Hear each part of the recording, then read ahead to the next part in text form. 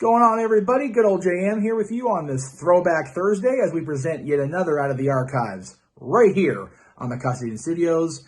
JJ, I know, has been working tirelessly to comb through everything on the NoDQ channel, on the Jeff Meacham Network, on his own Casa D18 Studios, on the J. Hebert 95 Studios, the Simple Man brand, to present to you something that you may not have seen before, something that you haven't seen in a long time, perhaps. I know I'm looking forward to what the Renegade has in store, and I hope you are too. Kick your feet up, enjoy a little respite from the craziness of a Thursday, and enjoy this classic content right here on the Casa D18 Studios.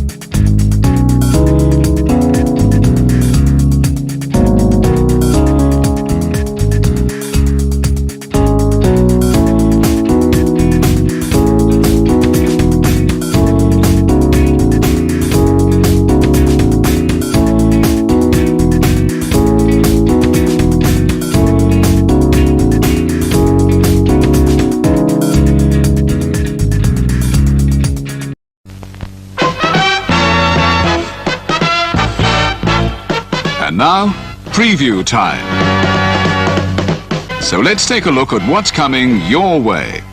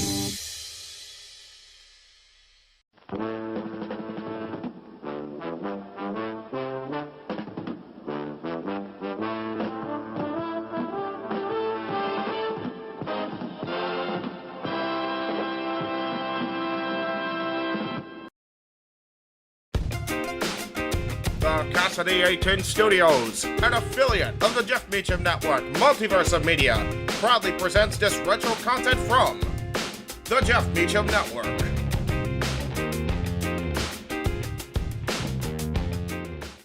The Jeff Meacham Network's Multiverse of Media.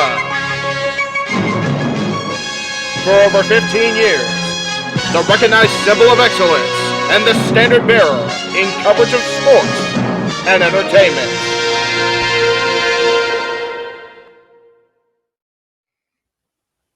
JJ, Jeff, you want to kick this thing off? Because I'm still trying to process everything here. Yeah, it's like, who wants to go first? Yeah, who wants to go first? well, Come on in. It's open mic night with your host. you could maybe say there's really 4 topics, but it's split into 6. The Renegade, J.J. Williams. The Sammy and Eddie Kingston thing, which one's the better smelling turd? And his panel of co-hosts. I am the founder. Well, call me that for today since we're going with the Jeff Jarrett love theme here this week, according to JJ. The West Coast Professor, Jeff Meacham. Karma is karma is karma. That's professional wrestling! Damn it! The Simple Man, Noah Foster. It's showtime! Yeah! How you doing, JJ? How you doing, Jeff? James. Yeah. And the He-Man, James Hebert. Imagine Bill Burr, Joe Rogan, Paul White, the Baldies! There you go! It sells itself! Get in there! Short his ass and shit the bed. He's not Amber Heard. Give it time, JJ, give it time. No, I'm sure Jeff has some stuff that Dumb move, just don't pull this bullshit again. You get one. Tony needs to stop caring about the ratings. Bradshaw said as long as the ads are in place, we're not going to lose that 3rd hour. Ring of Honor does not have to be AEW Light. They don't necessarily have to coexist with each other. We kind of saw that tonight to a degree. Along with a panel of guests. He's no longer glorious. Don't you bring that up. You want me to rant about what my NXT used to... No, we are done here for the night. I swear, James. Because you never know who may show up for open mic night. I leave our company in the capable hands of an extraordinary group of superstars, employees, and executives. The first thing that came to my mind was, it's about damn time. Amen! I literally touched everybody in the state's trash. So it's horrible, you guys. Peyton's new thing is Dennis the Menace, but it's funny because she calls it Dentist the Medicine. That's great. When Elliot Taylor came out and did Born for Greatness live, I was popping my pussy, having a great time. I didn't care. I was having so much fun. Sit back, relax, and enjoy the show. Fuck Bill Belichick.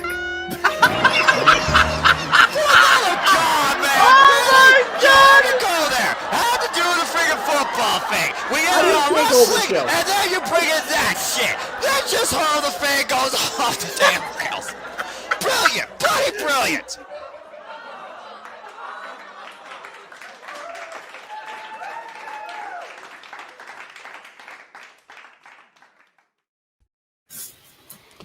So there we go. That is what is coming the month of August on the Casa D18 Studios Channel. Yes, the Tia, that is the Mighty Morphin Power Rangers movie that you saw in the trailer there. Honestly, when it came to that, I saw when I went to her Twitter during the main event, I saw that she does Power Ranger content, so I knew if she was still here for that, she was probably going to pop for that. I wasn't going to spoil that for you. It honestly came down to either doing that or I was even considering covering the Green with Evil saga. The 5-episode miniseries that introduced the Green Ranger. That is goated. But I was convinced that because my shtick is movie reviews, stick with the movie. Total impromptu topic since we brought up Power Rangers. A serious question for everybody. Okay. How the hell have we not gotten a pro wrestling and Power Rangers crossover once? Right? It's so pro wrestling, right? How it really do we is. not have Tommy wrestle once in his we've- career? Jason David Frank all day. Why you do that? We've had wrestlers with gear inspired by the Mighty Morphin Power Rangers. But yeah, I mean, at the very least, some kind of celebrity involvement, you would think that, hell, we had Chuck Norris kick Jeff Jarrett once upon a time. like for real, having Tommy or something, Jason David Frank, Austin St. John, hell, David Yost, Walter Jones, if you pay attention to the intro for Renegades Reviews, I've met Walter Jones and have his picture in there. You know what, Jeff? Shut up.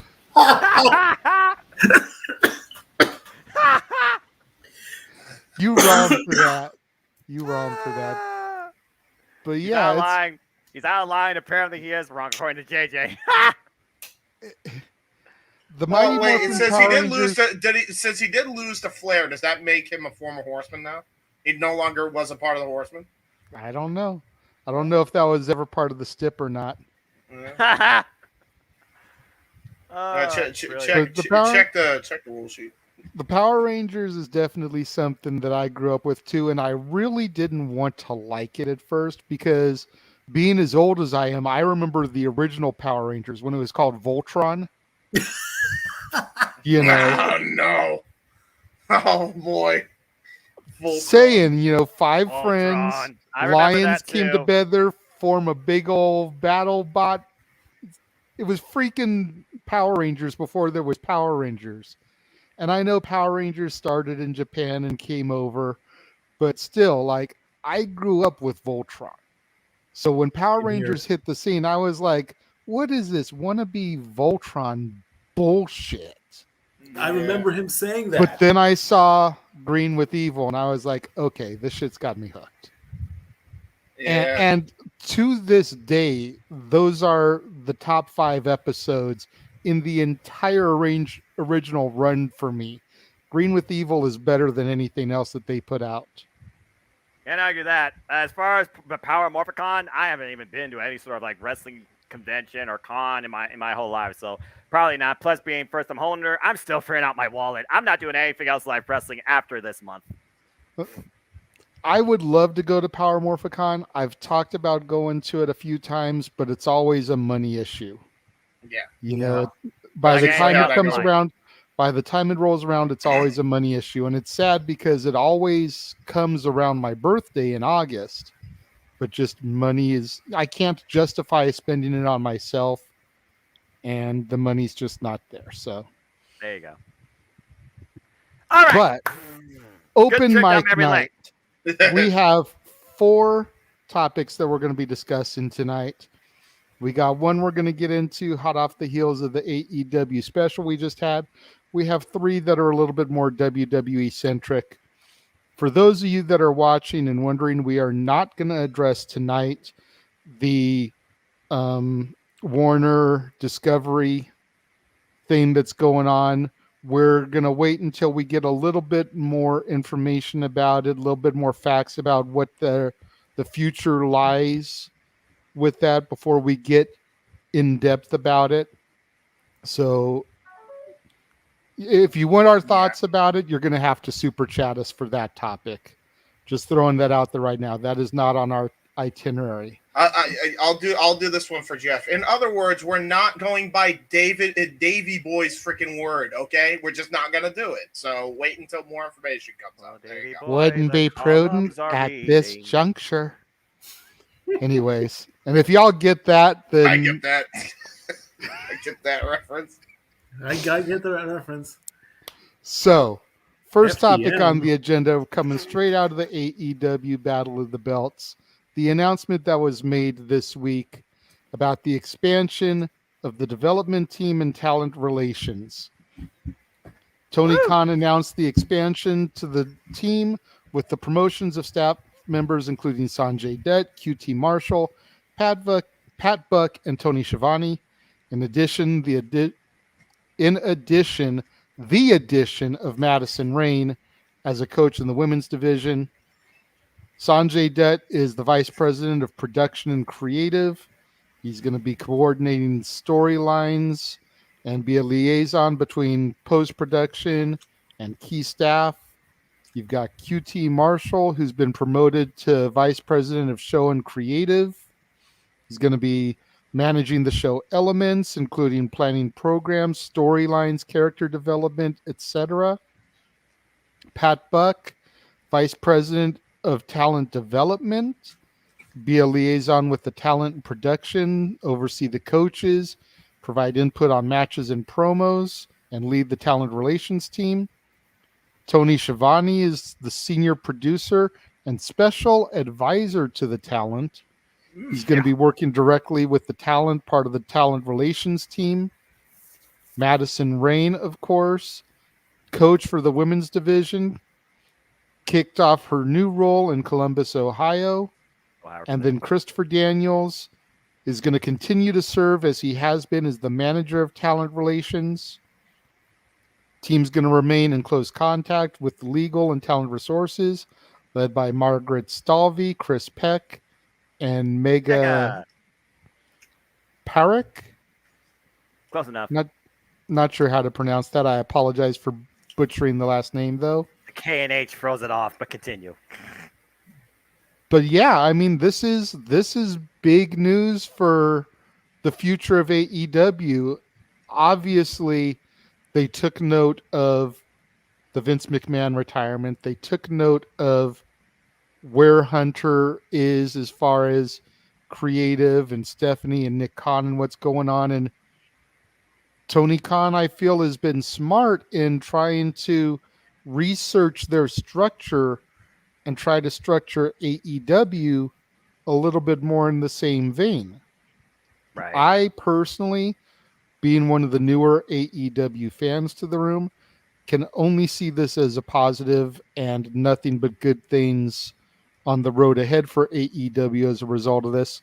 Noah, where does this lead AEW in the very near future, and even 5-10 years down the road, assuming the Warner Media thing doesn't have the hindrance that it potentially could? Well, if you're ever going to grow your product, communication is key. That's just the freaking statement of life, and that goes to anything in and out of the professional wrestling industry. With all these different fronts and these leaders to help guide your product, to help move talent, to help motivate them, to communicate with them. When you can't get a hold of Tony Khan necessarily, who's like the end-all, be-all, but not the only say in all. It can only mean brighter things going forward. For the longest time, the biggest criticism we've had about AEW is the women's division. They finally got somebody involved with the experience in and out of the ring that will help with coaching. And yes, I know that Dustin also helps as well. And we also have Serena Deeb that helps to a degree. But having Madison Rain adds a whole lot more to the forefront because it feels like she's going to be more direct. We already got a bit of that approach when she fought against Layla Gray. Layla Gray, okay, she's still got some time to grow. Nice showing on AEW Rampage. And now we're going to see how Jade Cargill really goes with one of the best long-term vets, former Impact Knockouts champions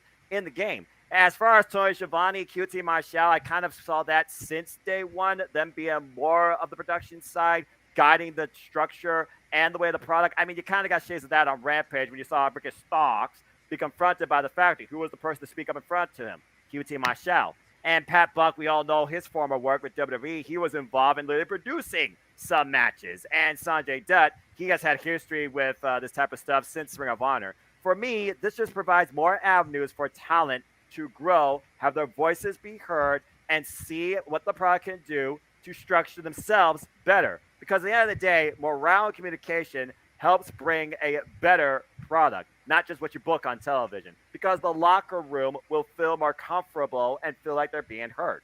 So this can only mean good things going forward. I can't wait to see what's next. Yeah, the addition of Madison really makes me think of Gail Kim for Impact and Exactly. AJ Lee coming in and Mickey James doing her thing. Mikey, what is your takeaway from all this? I mean, I know you're kind of like me and you're still kind of getting your feet with AEW also, but with the addition of Madison Rain and the structuring that's been going on, what do you see going forward with AEW? What I saw on first look is I'm comparing this to athletes in the other major sports leagues that have finished their physical job. And they are still trying to hold on to that which holds them dear.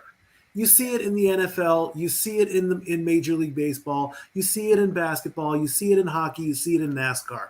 the legendary people, the people that have won a title, the people that, have done so well in their sport, and their job is done. They can't do it anymore, or they got hurt. So that's my first take on it. Going forward, I would like to see what happens next as well, just like Noah Foster said. With Madison Rayne coming in, I didn't follow her much in The Beautiful People. I do know of her. She made that team, and her character, she did that.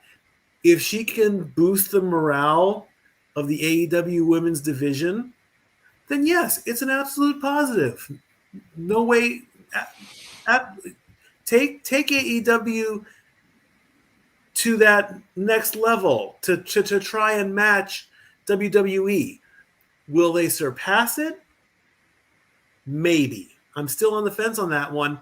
If Triple H hadn't come back, and if Vince didn't go away, then maybe they would get closer and closer to where they finally would pass them.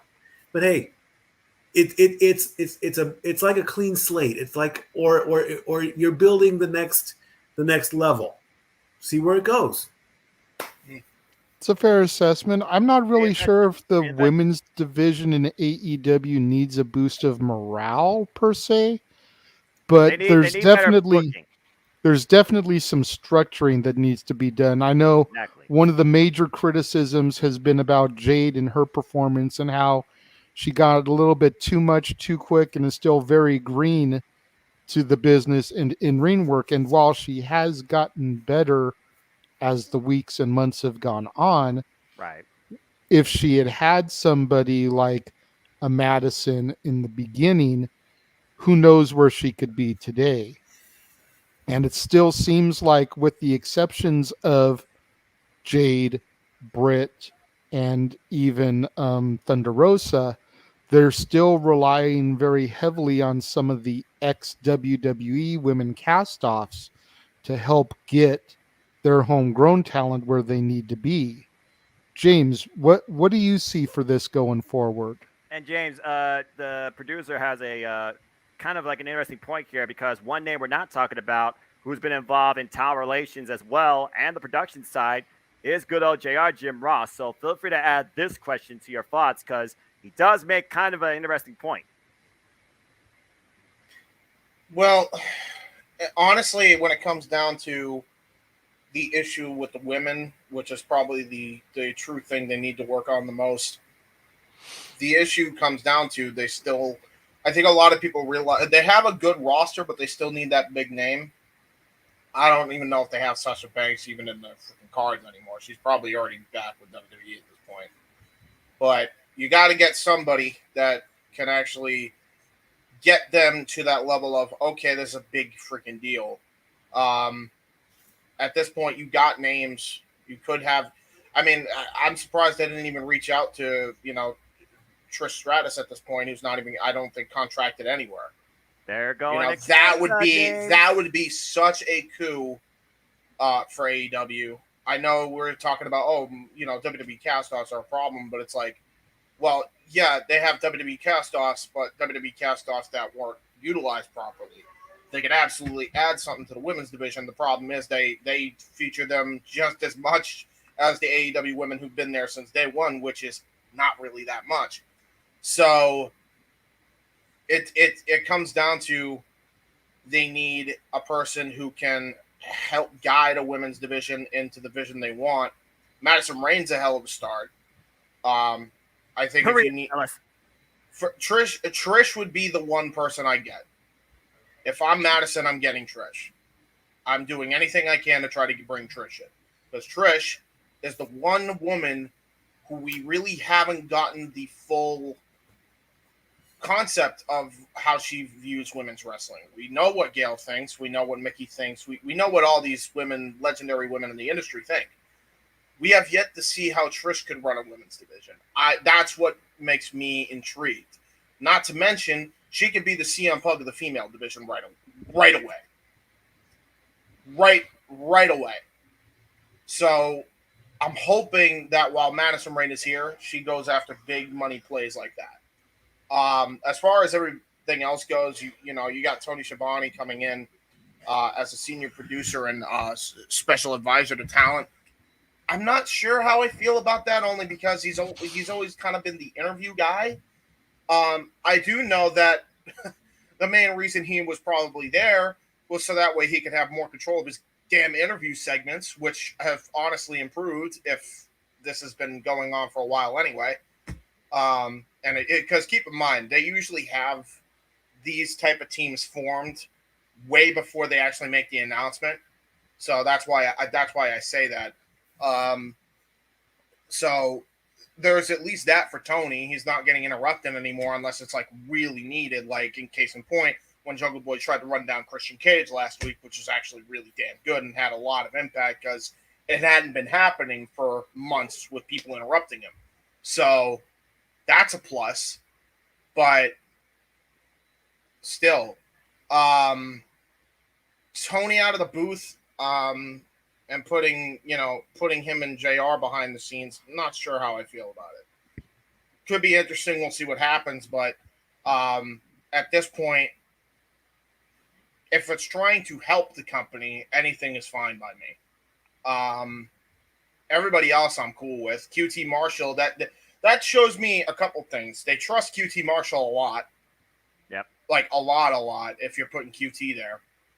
That's the notable name for me because who does he work with still in the Nightmare Factory? Works with Cody. So that's a big freaking deal. That alone is happening. And they promoting him. So I think the whole idea that people that were friends with Cody are going to leave AEW, I think we could put that to bed.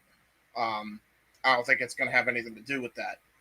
But who knows what could happen a year down the line, 2 years down the line. With QT in charge of this department. I feel like the shows lately have been great. Ever since Fight for the Fallen, they've been getting better as the weeks have gone on. I enjoyed last week's Dynamite. I really enjoyed the week before, where they made like I don't even know how many stars in one night. And on last week I got like Attitude Era vibes, mainly because of Wardlow having a catchphrase. And the crowd was really freaking into it. That's big. So stuff like that, if QT's in charge of that, that's a plus too. That's really my big takeaways on that. I know Pat Buck and Sanjay will be good in their roles because they already happened.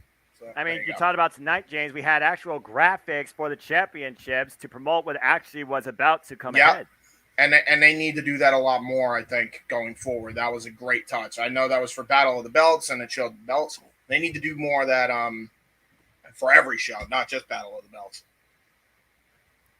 Agree. I mean, one of the things about AEW for me, and again, I'm going to keep saying it until I've beat the horse dead. I'm still new to the company, but most of the Dynamites and Rampages that I've been watching, they may be good in the moment. I wouldn't say that any of them have been bad shows, but they don't really leave a lasting impression.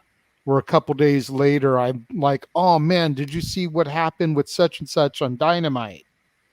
Like the old Attitude Era or even some of the Ruthless Aggression Era stuff did in WWE. There's not anything right now that's that water cooler talk. I'm not seeing any of those type of big moments coming out of the shows. And hopefully with these people now that are going to be elevated up and more production status, we can get a little bit of that because I think they need some of those water cooler type of moments to help them get their ratings to where they want to be. I know they definitely want to be at the 1 million mark each week. And regardless of what we think about ratings being old, the Nielsen's not being what they used to be, not taking into consideration streaming and whatnot, they want to try to get to that level, if for no other reason but for advertising revenue and whatever outside projects they want to do, more stuff like the video game, etc.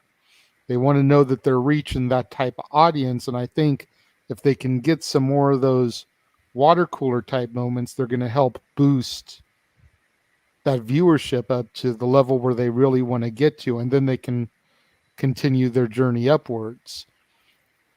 That's a fair point too. But again, we also got to consider this: AEW, they are literally still the new kids on the block in this entire professional wrestling industry on this scale.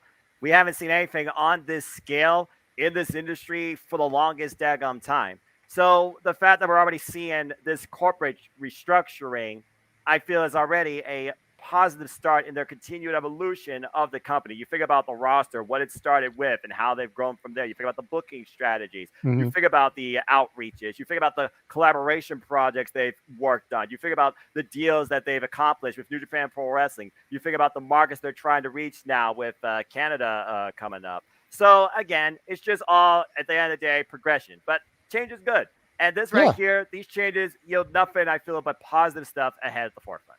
What they need to add, and I'm surprised they haven't added it, is somebody in charge with I don't even know how to say the name of the title, but do you guys remember when? Well, I'll go all the way back to Eric Bischoff time period when he was running Nitro, and he was getting these crazy freaking deals with Sturgis and NASCAR and stuff like that. Mm-hmm. Like, I'm not saying they have to get specifically those, but I'm using that as an example. We need somebody in the department of that, because that would drastically improve AEW's viewership, I think, because, you know, more eyeballs from other products will hopefully gravitate to eyeballs to yours, right? Like a branding officer? Pretty much. Thank you. Yeah, a branding officer. That's exactly what's. I mean, it's not a bad idea. You figure they worked out that deal and they were doing Hog Wild, Road Wild at Sturgis. They were doing Bash on the Beach, like literally on the beach. Right. Whether it was in Florida or Southern California, you guys. Exactly. Yeah. You know, and while you still had some of their typical target demographic there, you also had so many like innocent bystanders that were just showing up because it was taking place at said event, that you got all these outside eyes on the product that maybe wouldn't have watched before. Exactly. You know, if they could work out a thing and maybe do like a show at the Daytona 500. Yes. Or where you know you're going to have, for lack of a better term, because I don't want to, you know, alienate or discriminate on the audience, but, you know, wrestling, and especially Southern wrestling, has always been like that redneck wrestling type of demo. and that really carries through into NASCAR. But if you do a show where you're going to have a lot of those eyes there anyways that maybe don't watch the product, merchandise sales, ratings in future weeks be like, oh man, I liked what I saw there at the Daytona races. I'm gonna have to go home and check out what day did they say their show is? What time? Yeah, exactly. And that's another thing. You mentioned all these different locations they could do, right? Mm-hmm. You need to start small, and AEW is starting small. The problem is they're starting small within the section of the audience they already have. That's the issue. You know, I'm not saying that there isn't a point to that. You could do it like that. That's fine. You know, the audience is there for sure. You know, we did. Shane Wells talked about it on NoDQ how, you know, we got a legacy audience in pro wrestling of 3 million people.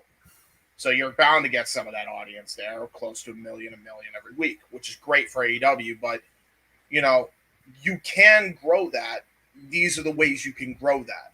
You know, you put that on a beach. You put what we just saw between Konosuke Takeshita and Cesaro or Claudio Castagnoli on a beach. Yeah, Santa Monica Pier out here in Southern California. Or you know, Miami Beach, or you know, any beach really. Just put it on a beach, right? Like we have Beach Break. How is Beach Break not taking place on a beach? Right? No, I'm dead serious. You I make a valid point. I went to the last Beach Break. I know exactly what you're talking about. In the middle of winter in Cleveland, Ohio. Here's an even better idea for you. You know, we got Fighter Fest, right? You know, I know the whole idea is it's a term on Fire Fest, but why not have Fighter Fest in, like, a martial arts gym. Like, why not? Here's a great example. Why not have an AEW Fighter Fest in, American Top Team's gym and have a special show there? Stuff like that can go a long way for building up viewership. But again, you also got to book that far in advance, because you're also considering these type of booking scenarios. You got to make sure you actually can book the venue. And that's a lot of thing also that could really hold down. It's where you can book at the time you want to.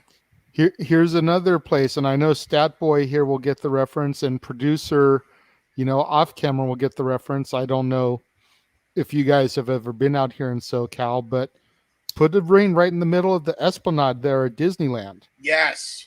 You've got a huge opening between where the main gate is for the main park at Disneyland and where the gate is for the entrance to DCA.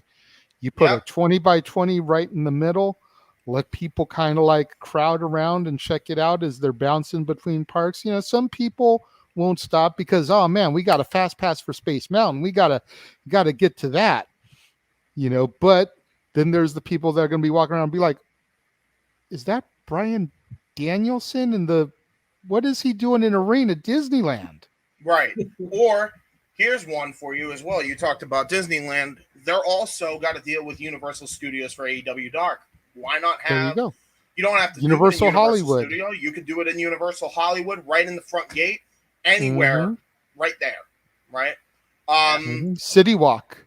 Yeah. Universal City Walk. You've got Florida, you've got LA. Right there. And you got Ring of Honor too, which is a part of the AEW umbrella. Why not have why not do like Ring of Honor in like a high school football field and build some more bleachers and seats? That would be innovative. Last time we saw like an arena being built in like some sort of parking lot or football field or whatever, like first thing that comes to mind is like WrestleMania 9.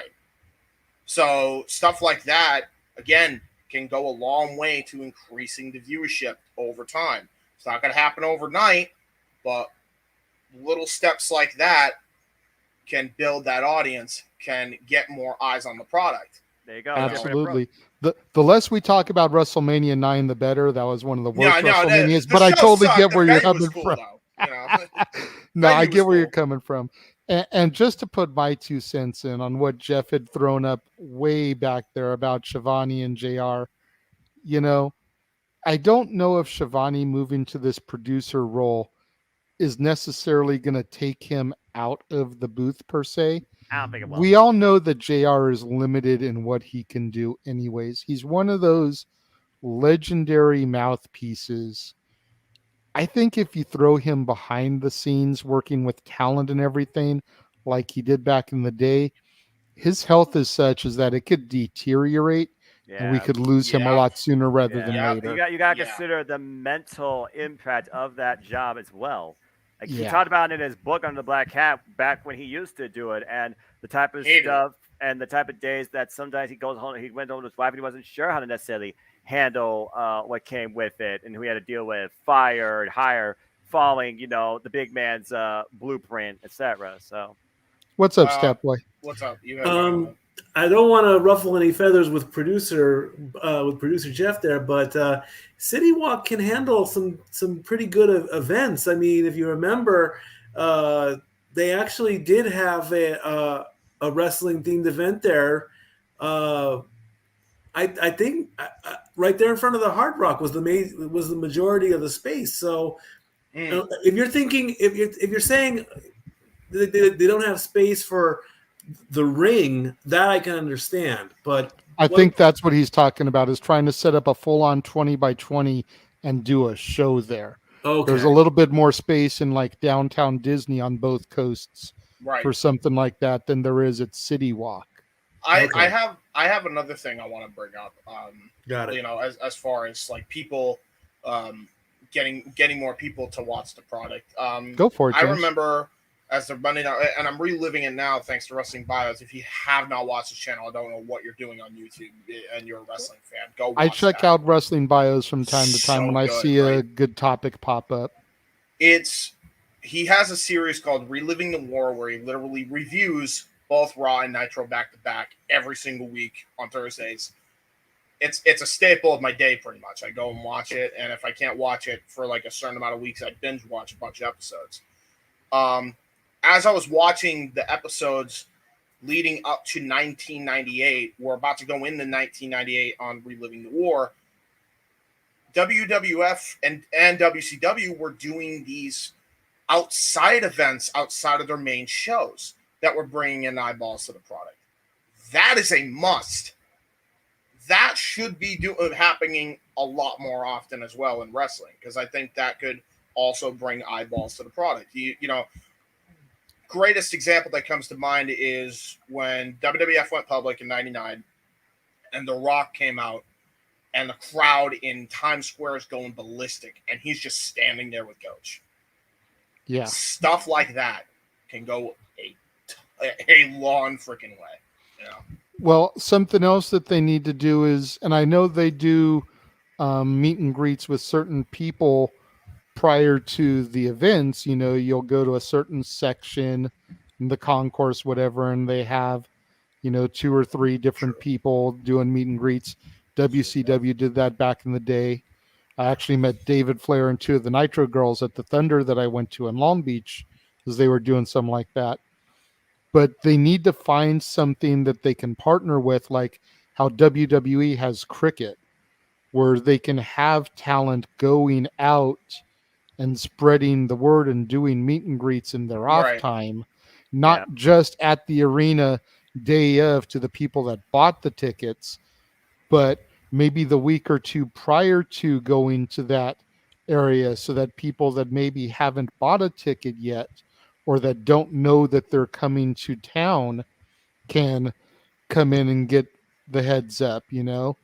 Right. I remember my dad and I went to a Kmart in Long Beach. It was just opening.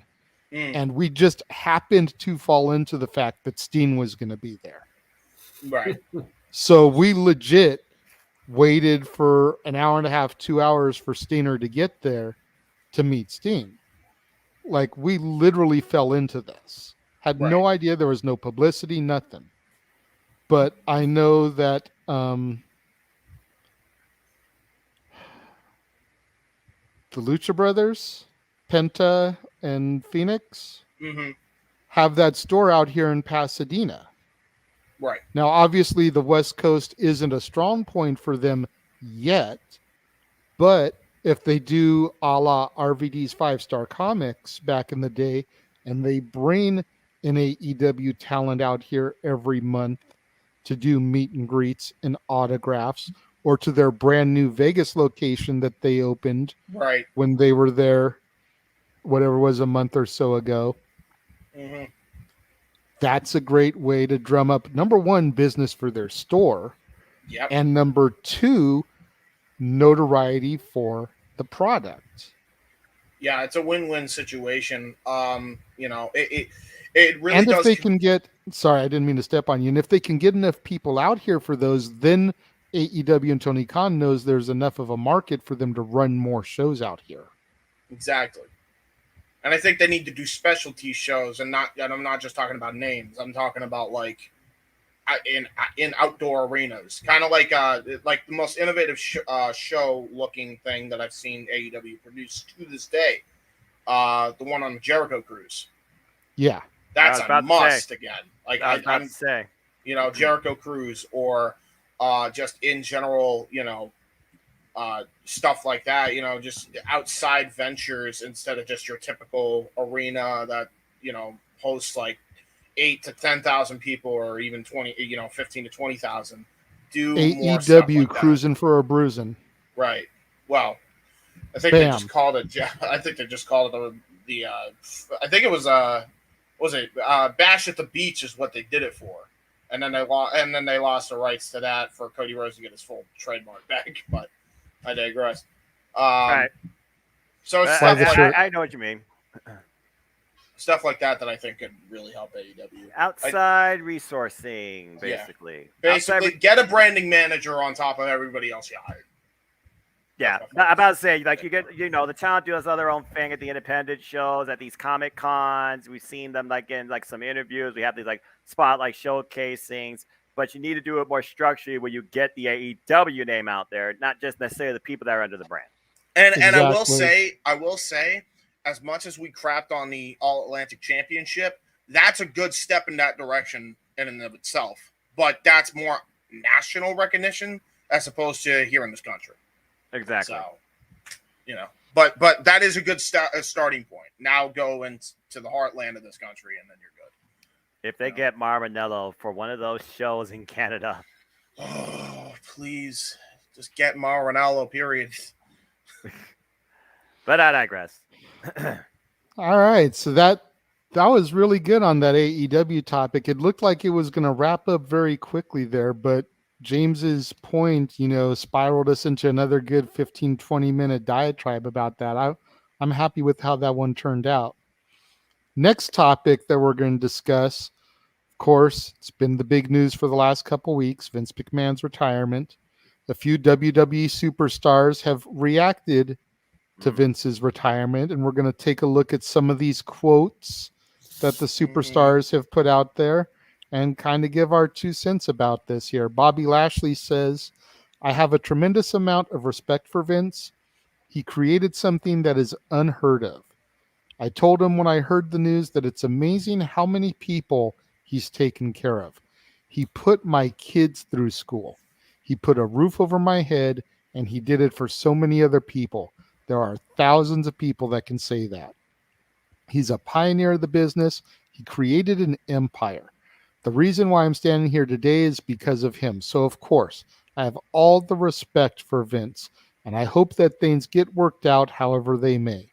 I hope that I can always be able to contact him and get some advice from him with things moving forward. That's a hell of a statement right there from the United States champion, Bobby Lashley. You figure he did leave WWE, arguably at what should have been the height of his run, to go over to Impact, elevated himself even further, came back to the company that established him. But I mean, he's absolutely right. So many people want to crap on Vince these days because it's the easy thing to do. It's like making a Nickelback joke. It's just so easy to crack on them that it's just something people roll with. But people still listen to their music.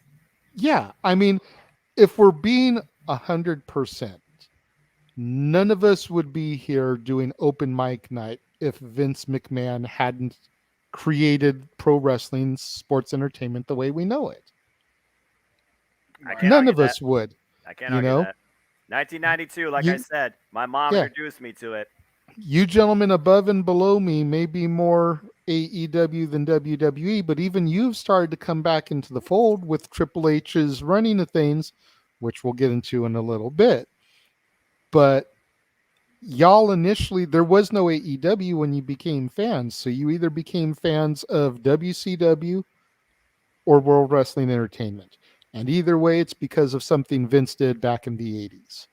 So it's not insane to sit here and say that any of us, producer man included, who's off camera, none of us would be here talking about this stuff if it wasn't for Vince. Sure. Fair. And it's just something that people need to keep in the back of their head because, like I said, it's cool, it's easy, it's hip to take those digs at Vince these days. If I can do a sub-tangent here, JJ, because you do bring a valid point, because you can't deny what spiraled out of Vince McMahon's idea here in the first place in 2022. When you look at the world of professional wrestling, you look at the industry nowadays, it's like everybody wants to crap on, particularly, Dante, I hope you're listening to this, Impact Wrestling. It's almost like Impact Wrestling's the redheaded stepchild. Yet here it is, 20 years later, still probably in its highest prominence when it comes to its roster quality, its outlook, its reach, its connectivity to the industry. And you think about everybody you see in AEW, in Ring of Honor, in friggin' WWE that went through that company and made, pun intended, an impact. it's one of those things where people, I feel like, forget about, the events that occur prior in input individuals' life or input company status here that led to where we are now. And in a world that's ruled by, let's be honest here, social media, it is super easy to do that when all you got to do is click it and believe that what you're typing is right. So I completely agree with you. I just think it's absolute nonsense. This whole idea of a sense of loyalty, bringing out this hypocrisy and this so-called internet wrestling community that further downplays the friggin' state of society on this plane of existence is downright stupid to me in all forms of wrestling. I understand what WWE is and what one man did to get it to where it is today, but I also can understand that other stuff that we see today as fans doesn't come out of thin air or overnight. 100%. The best analogy I can make is it's like comparing Coca-Cola with Pepsi-Cola with RC Cola. It's all cola. It all tastes very similar. It's just a matter of what little twist, what little bit of sweetness that you add to it to change it up just a smidge. Well, I'll just say this. Mellow Yellow is not Mountain Dew, and I will fight you on it. Anyway, I agree. We drink that out here in Tennessee. Yeah, Mellow Yellow is something we don't get a whole lot of out here on the West Coast. But I've seen it, and I love it. I've seen it here. I've seen it there, but it's not something I can get walking into just about any place out here. Go to a Wendy's; they might have it in the Coca-Cola machine. You're good there. There you go. One of those major like fountains, the multiple things. I think I've seen that at like the theaters. They may have Mellow Yellow, but I digress. Quite rightly. But anyway, that's my thoughts. Go ahead and continue. Perfect. Jeff, go ahead and throw up the next quote for us. Oh, wow. Pete Dunne. Pete Dunne. To be honest, up till now, it all feels strangely normal. Even the day when we were at SmackDown and we got notified that Vince had retired. Obviously, there's that second of people looking around like, did you see that? Can you believe this has happened? But then after that, everyone's so focused on the job that's at hand that it kind of feels strangely normal but exciting at the same time. Which then also talked about Triple H taking over the creative process and says, I credit him for getting me to where I am. To be honest, I think people forget that. When that UK tournament happened, the participants hadn't really had much exposure. The UK tournament was really just taking a bunch of talent and trusting in us to go out there and have 3 or 4 matches in one weekend on the WWE network. They put full trust in us, and it springboarded us to where we are now, where I can provide for my family. I'm living out of Florida. It's a completely different lifestyle than I ever would have had without the likes of him, Regal, people like that. They just trusted in the talent. So to be able to work with Hunter again, it's going to be incredible. I'm excited for what the future holds. One thing everyone will say about Triple H is he is extremely approachable and he's excited to put out the very best content we possibly can. And that's what NXT was always about.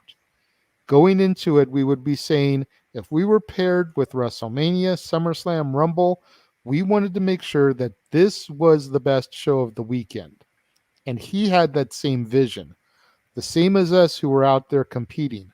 So I'm sure he's going to transition over just fine from what we've already seen just off the back of shows last night and Saturday, being Raw and SummerSlam.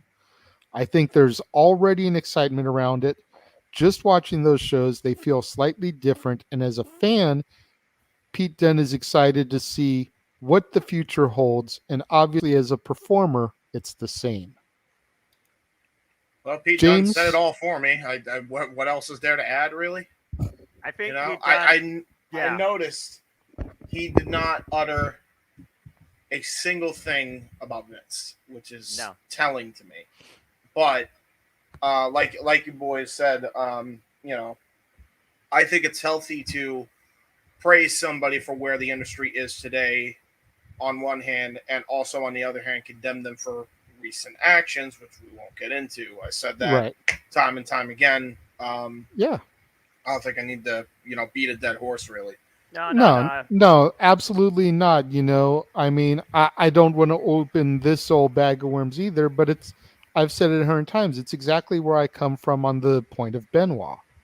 Right. You can condemn him for that weekend, but don't erase the legacy of all those matches that he had. Exactly. Because then if for no other reason but the people that had the matches with him. Exactly. You Chris can Jericho condemn included. Vince. You can condemn Vince for his recent actions and even his non-recent actions, because we're sure this goes back a lot longer than a month or two. But don't take away what he did for the business, both good and in a way bad. Well, there's good, there's evil, and there's good in everything. That's just life. Same thing applies to wrestling industry and the people that run it. The thing about Pete Dunne's statement here, though, is when he was brought into the company, it was through Triple H. And he basically kind of summed up what I look as the difference when it comes to the outlook of Triple H and Vince. When I think about communication, when I think about flexibility, when I think about approachability, for me, when I looked at the WWE before I went away and classified it as obsolete, for me, under Vince, it was about one man's vision, my way or the highway. With Triple H, it's about what I believe the company can be through everyone else's vision. It's that collaboration versus a dictatorship mentality that I feel is going to breathe a brighter air for all to see going forward in the WWE, worker or non-worker. And that's why I truly feel that Pete Dunne's statement holds more value to me as a fan than Bobby Lashley. No. That's fair. It seems like Triple H has the mentality that I wish more managers out there in the real world have. You take the best ideas from your team. Where do you think the company can go? Exactly. Where do you think the company needs to improve? How would you grow our product? And then weed through the garbage and the trolling and take the good ideas and start to implement it. That way, the workers feel like they have a hand in making the company better. Yep. There's way too many bosses out there that have that my way or the highway mentality. And even if it's just on the surface right now, the facade, I'm glad that Triple H is at least trying to implement some of that. It's a team effort that's going to make us strong. He wants ideas from everybody. And you know who else wants ideas from everybody in another company? Tony Khan. Tony Khan. Ding. That's a big thing.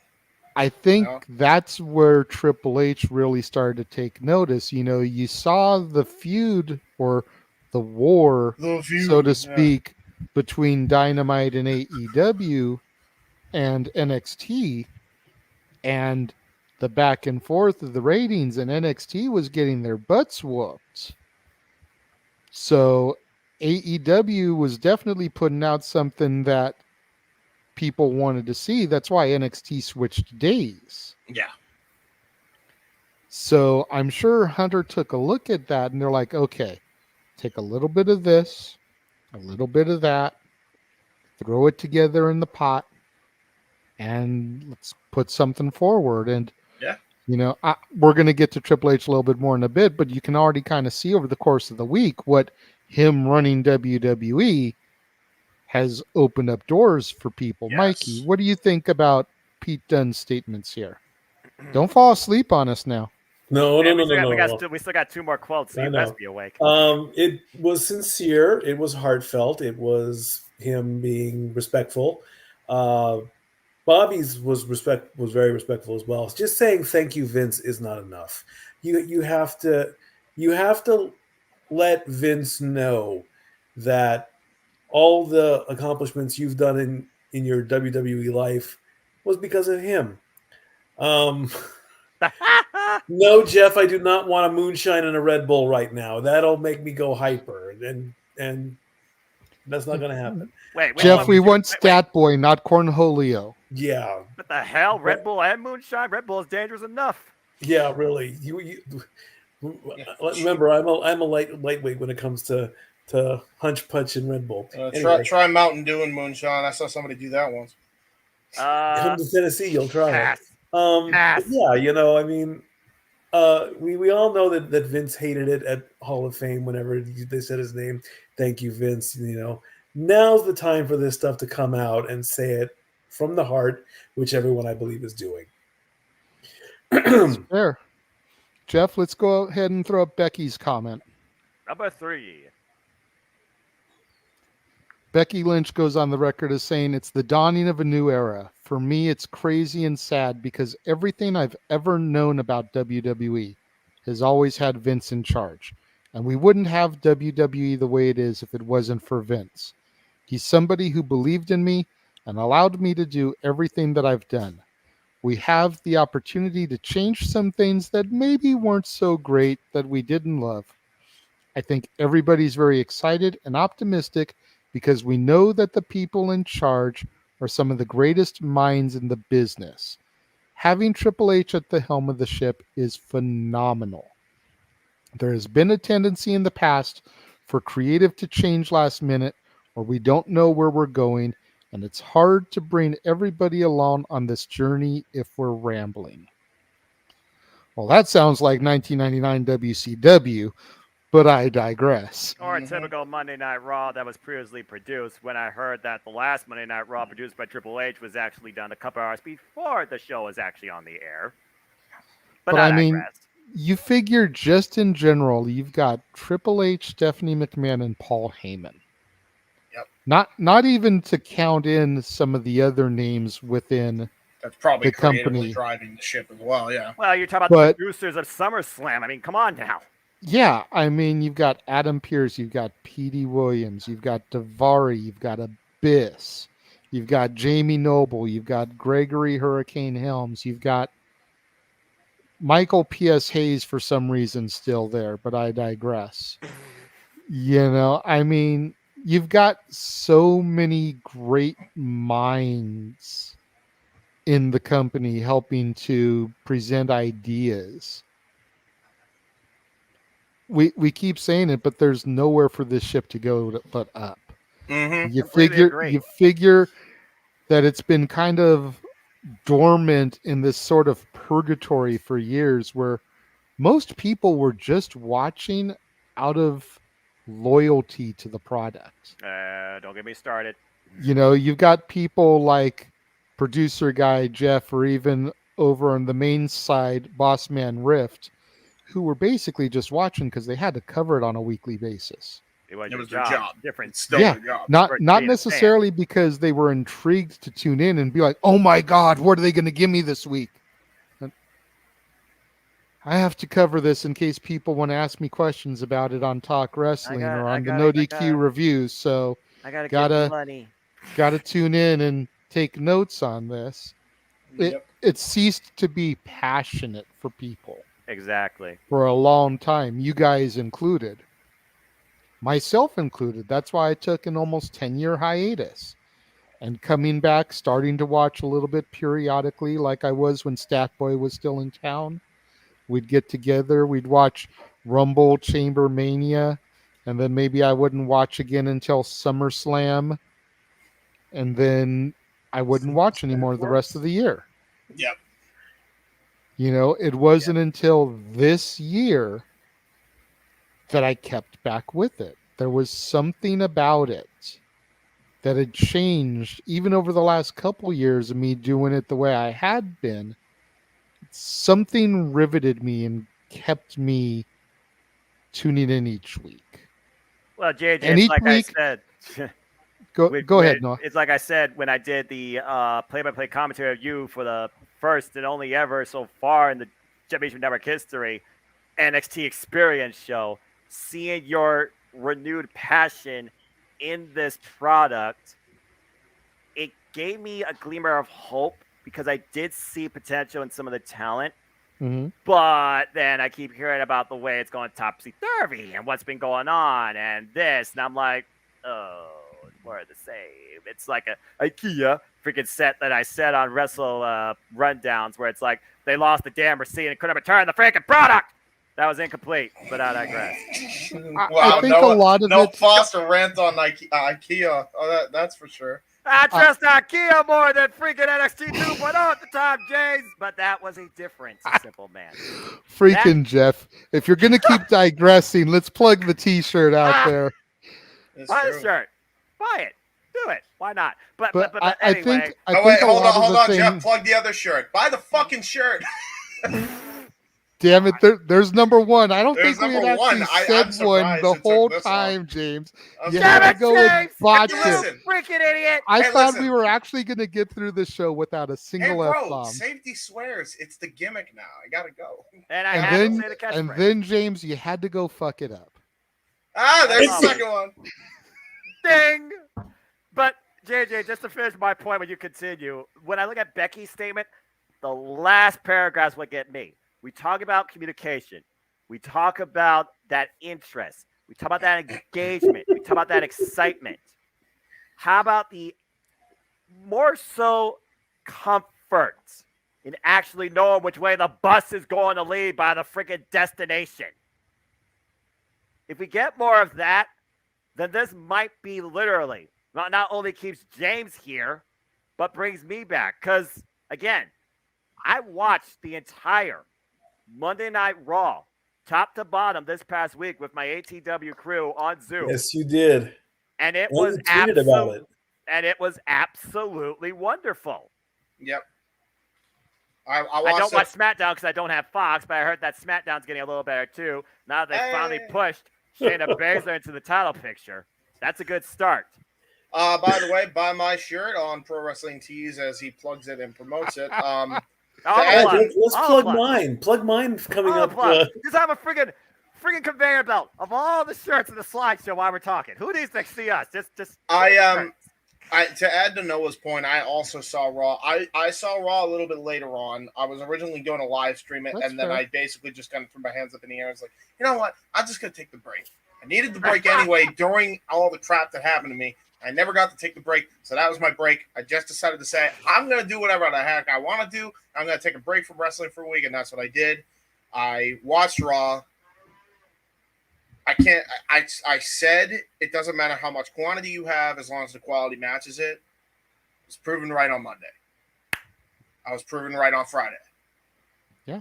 That's a big step. We're not even, and it's slow, it's subtle, but it's noticeable for me to notice it and enjoy it and not be angry about it or jaded, which is a big thing for me. For a long time, I wasn't like that. Yep. So when that's happening, that's big. Now I don't know what he's going to do with NXT.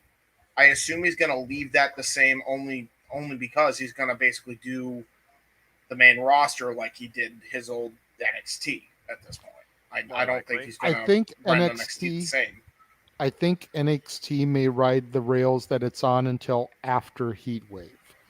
I think we may start to see a shift and a restructuring with Heatwave and beyond, much like we did with SummerSlam and beyond. You kind of got to ride these storylines that are already going in NXT through the next event, which even though it's a television event, a television special instead of a PLE, you got to ride it through that before you can really direct it. Because Triple H even says he will only make a change if it makes sense. He won't just do it out of the blue. It's constructive booking. Here's what I need to point out. You talk about NXT's having an event called Heatwave, and Paul Heyman's under the books that created. Coincidence? And the last time there was a Heatwave was 2000, and myself and Statboy were there at the Grand Olympic Auditorium. Nice. Stories, memories, love it. Thank you. What I was going to say about NXT and Noah, some of the stuff that you're hearing still making you kind of go, because it's not your NXT, damn it. Damn it! Yeah, right. I think a lot of it is just what you like and what you don't like. You figure so many of the guys that made your guys' NXT have either been released or moved up to the main roster. So you don't have, by being released, they got picked up by another company. So they don't have that talent. What they need is somebody with the creative mind, whether it's Hunter going back down, Right.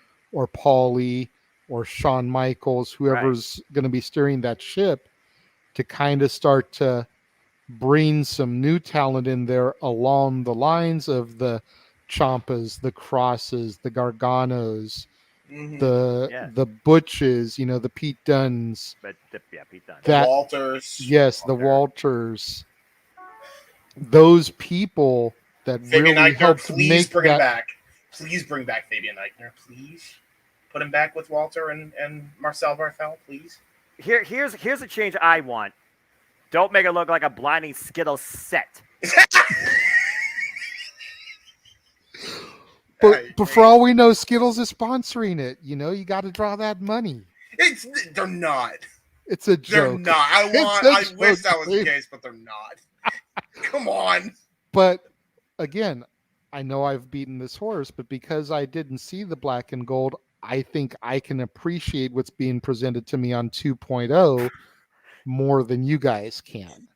Because you guys watched all those names I just named and more, Sami Zayn, Kevin Owens, in the beginning, come through there.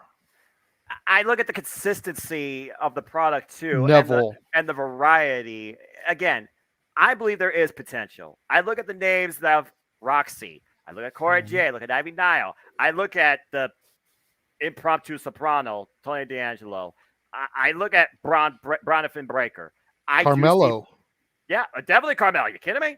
I do Jonathan Breaker? Is that his name now? What? No, I just think that's a better name than Braun Breaker, but I digress. That being Buy said, the shirt. hi, Aaron. There's a get a digress count going. That being said, I just want I've lost count. We've already hit over 9,000, and I'm not even wearing a power scanner reader. Shout out to all the DBZ fans down in the chat. We're at 6. Oh, thank you, James. At least somebody here is keeping count. But again, it wasn't before. I should be. I'm the stat You're the boy. stat boy. James playing your role. But again, JJ, there's potential. I just need to see it booked consistently better. It's not so much about the players. It's about the presentation for me, because I usually have a standard of what I expect under the banner NXT. And the last few weeks, it's been literally, like I said, a bunch of IKEA pieces thrown all over the place without the damn receipt and without properly together. Don't get me started on that skateboard prop from that highlight. So, but that was bad. I'm not even going for it. As much as I love Cora I dare Jade, somebody to say that was good. bad. I dare you. I dare you to be sober and tell me that was good. You hear me? No. That's the know lasting by now. memory, by the way. That's the lasting Vince memory. Don't at me. That's you the last should know creative by decision. now that even if I am 100% behind somebody, I will call somebody out on their fucking bullshit. And that skateboard break was horrid. I love how it was just like, no, it broke before I could hit it. It's All like right. the air. It's like she hit Jeff, the air. it's good. And then it went. Good. It's good. It's good. Good. That freaking Bruce Almighty. Good. Jim Carrey. Hey, Pat McAfee ain't kicking anybody in the dick. Relax. You know someone what? got kicked in the uprights tonight. Good lord. That was some of the funniest shit I have seen on SmackDown. Cece was sitting over here literally watching SmackDown with me, damn near doubled over, hyperventilating from all of those dick kick replays. And then the drawing on the screen, like an NFL replay, a la Bobby Heenan. And then even the little small circle right there on Baron's junk. She was rolling. Okay, I saw that highlight. Not gonna lie, that was entertainment. By gum. Oh my gosh. That's sports entertainment. Damn it! But I digress. Just go ahead and throw up the quote from Paulie. I think we're 7, yeah. All right, last but not least. I'm gonna be real. I just made. Oh my god! Yeah. I can't even read that. Paulie wrote a book here, so I'm gonna try to scan over this. Should I read it? Should I read It's it? too small. Go for it, Noah. Go for it. Oh, please do your Paul Heyman impression. And I quote, "Ladies and gentlemen, my name is Paul." Hey, I'm not gonna do that. Aw. Look, I need to have a voice for tomorrow. I got church. All right, you hear me? Fair But I will. I'll Okay, you know what? I'll read this quote. I got you. Yeah, please do. Ladies and gentlemen, for those uninformed, I am about to inform you. My name is Paul Heyman, and I think there is a locker room and an office with a fabulously wealthy people, thanks to the 22 hours of work that Vince McMahon put in for the past 40 years. I have absolutely nothing bad to say about Vince McMahon. What a hypocrite I would be if I were to say anything less extraordinarily complimentary things about the man, even though I did it in work shoot promos about, say, 21 years ago. But I digress. Buy the shirt. His work ethic, his willingness to put 22 hours a day, every day, 7 days a week, 365 days a year for 40 years is why we are all fabulously wealthy. He'll never get any of the credit for it or understanding that he truly deserves and has earned. Okay, there you go. I'm done. Somebody else read the rest of the quote. That thing's too long for me to fucking comprehend. They understand the task at hand and the people that are involved right now at steering the ship. We're prepared to steer the ship by Vince McMahon. When I took the job as executive director of WWE Raw in June 2019, I asked Vince, what is the greatest service I can give this company in this role? I thought it would be something like oversee the best writing, give it the best storylines, work your ass off. Put the task at hand first. His answer was, get your successor ready in case you drop dead. The show goes on with or without you. He looked at me straight in the eyes and said, the show must go on with or without me. He meant it. I could tell you multiple stories that I won't because they happen in coincidence that back up the statement that I witnessed him say to other people at times when, well, this happened. What do we do, Vince? The answer is always, the show goes on. I don't care if it's me. The show goes on. He meant it. Everyone right now who is steering the ship was prepared to steer the ship from Vince himself, which makes me very comfortable in their vision and their hopes, dreams, desires, and their new vision, which should not be Vince's vision. It should be their vision because Vince's vision wasn't his father's vision. It was his vision.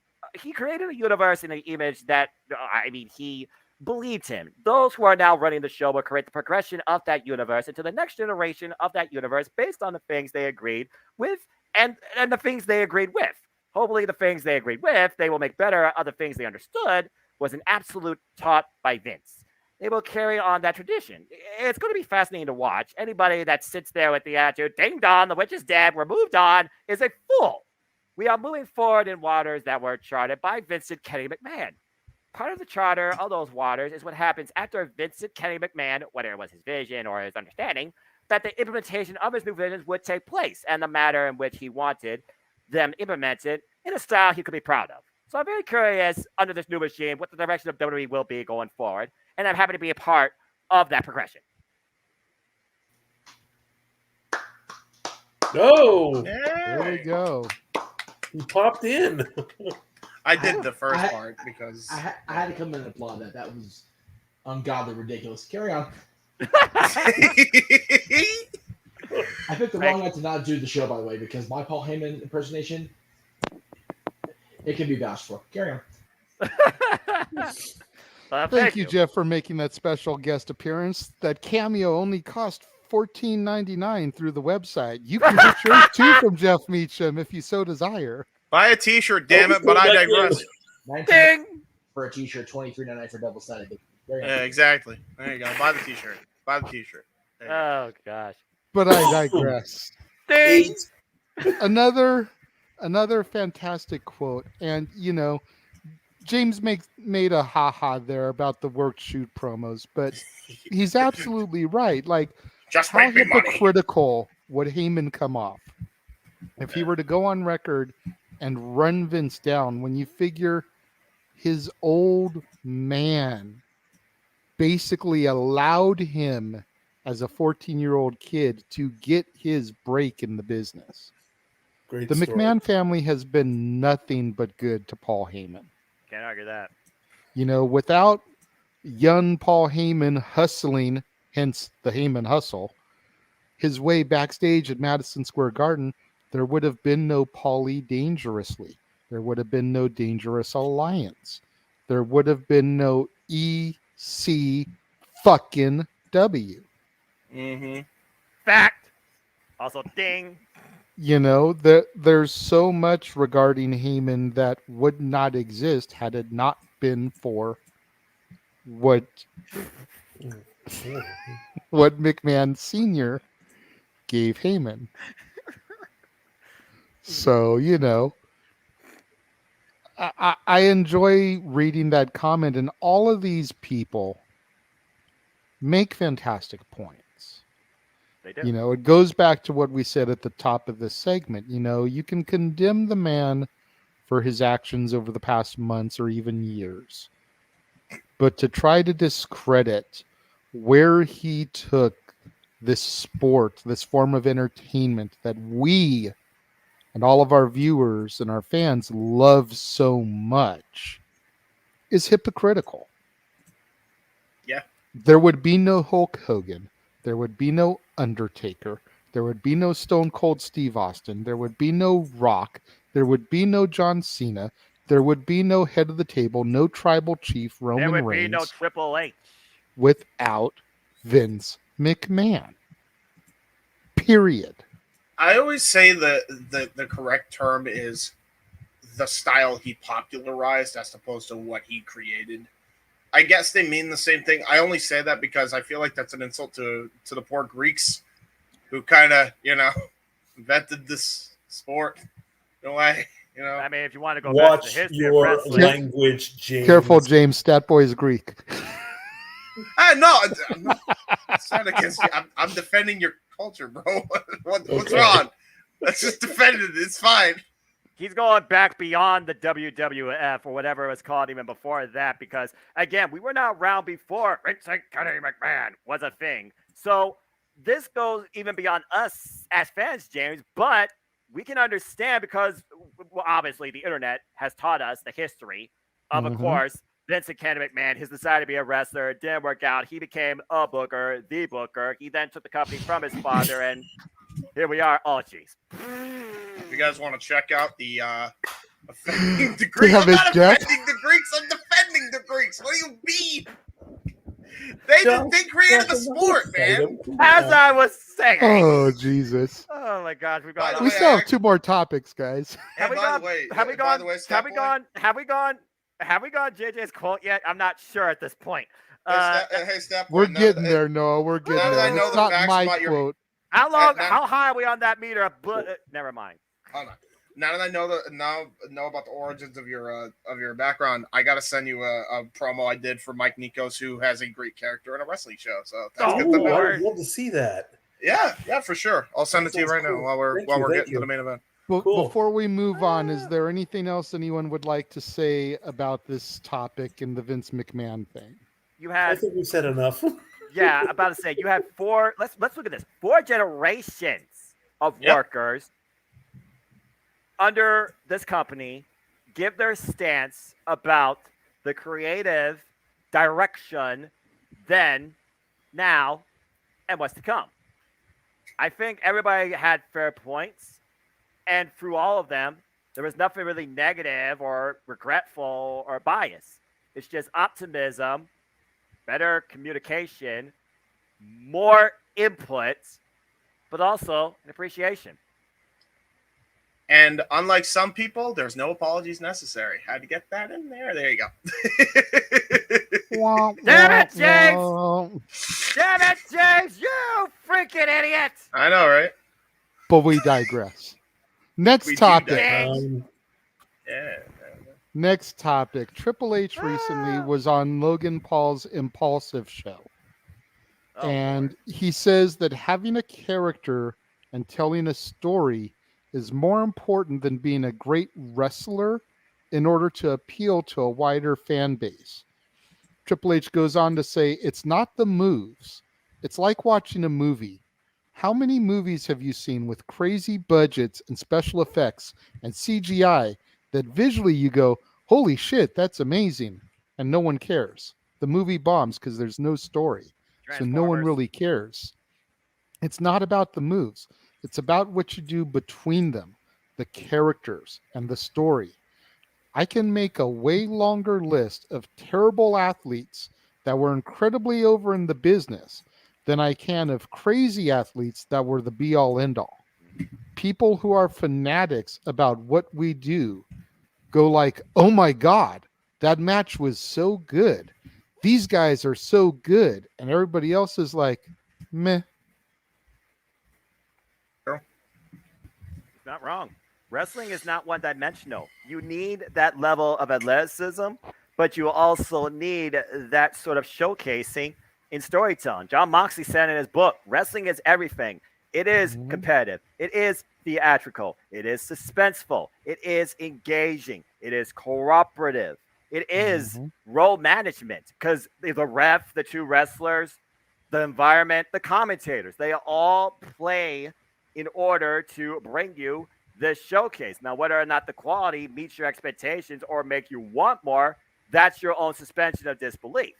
But again, wrestling cannot be one-dimensional. It just can't. No, not at all. I respect this statement. I respect that. Like you said, and it's part of what I always loved about it is there's this athleticism and this performance and the sport that goes into it, you know, the actual competition.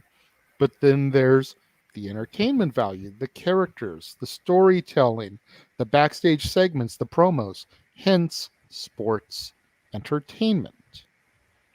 Right. You know, unfortunately, the days of two guys going in there and having a 60-minute time limit draw with telling a story in the ring like Claudio and Takeshita did tonight, we're so far removed from that because of the core demo fan base that somebody wants to watch that. You know, they try to present that in the ring, people are going to crap all over it. Unfortunately, because we're so far removed from that era. Right. You've got to have a good combination. That type of thing works on the indie circuit because it's much more intimate. The people that go to indie shows are tried and true professional wrestling fans as opposed to sports entertainment. You know, me and Jeff, and I think Statboy was there too, went to Jason Takes PWG at the old Armory or the Jewish Community Center, excuse me. And Christopher Daniels and AJ Styles wrestled to a time limit draw. Yep. AJ was PWG champion. Daniels was TNA X Division champion, and it was title for title. Yep. So they wrestled to a 60-minute draw. That way, no belt changed hands. Right. Nobody looked weak. Right. It also was right around the time they were building to their Iron Man match in TNA. So I'm sure getting the feel of going 60 minutes and being able to carry a match and tell a story throughout the thing was something they were trying to do as well. But you try to put that in television these days, crickets. Depends on how you tell the story, though, beforehand. That's another thing I think we're missing here is, you know, Triple H talks about it's not just about the moves, it's about the story you tell to get to the matches anyway. I think there's can be a healthy balance. You just got to do it in a slow burn kind of way to get to that moment, you know. and That's just how it is. In an environment that works with the background you're building. Black and Gold NXT proved that on several fronts. You know, and that's the reason why I tuned into that more than anything else in the WWE at the time I was trying to get back into this company. Here's another thing for you too. You know, here's another era of WWE. You know, the Attitude Era. Perfect balance, right? You know, especially in 2000. 2000 is probably the greatest time period for a wrestling fan ever because, you know, they had literally everything you were looking for in a pro wrestling product. Yep. In a sports entertainment product. They had the theatrics. They had the wrestling ability. They had, you know, one of my favorite pay-per-views to this day, which I think is highly underrated, is Fully Loaded. And, you know, that was the advertise of 3 main events in one where they build Kurt Angle, Chris Benoit, and Chris Jericho all on the same night against 3 of the WWF's top dogs, The Undertaker, Triple H, and The Rock. You know, that's one of the best pay-per-views top to bottom card-wise. It really is that good. And then you look at the Rumble of 2001 and The Way Out of 2001, the 3 Stages of Hell and stuff like that.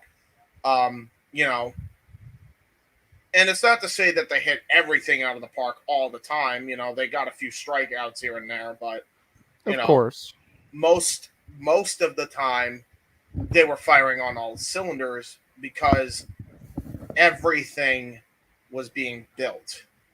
And that is what I think needs to be done more, especially in WWE. Everything needs to have a purpose of existing. You know, not for nothing, I know there has been great matches of Raw under the later stages of Vince McMahon's time running the ship.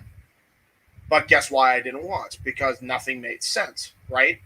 You know, when I was watching NXT, I saw everything that led up to that moment. I saw everything to do with Tommaso Ciampa and Johnny Gargano. I saw everything to do with the tag team scene being built up there. I saw the women's evolution start there and the slow progression of that. It's all about the slow burn, how you get there, and what the final result is at the end of it. Long-term storytelling. Yes. Simple as that. Mikey, what are your 2 cents on this? This is a long time coming continuation when Triple H said, from the time you walk through the curtain to the time you walk back through the curtain, you tell a story. Yep. Season 1, tough enough. My curiosity, though, is I want to know who's on these lists that he's talking about. I would love a couple examples, if possible, of what he said in his quote, if that could be a quick thing.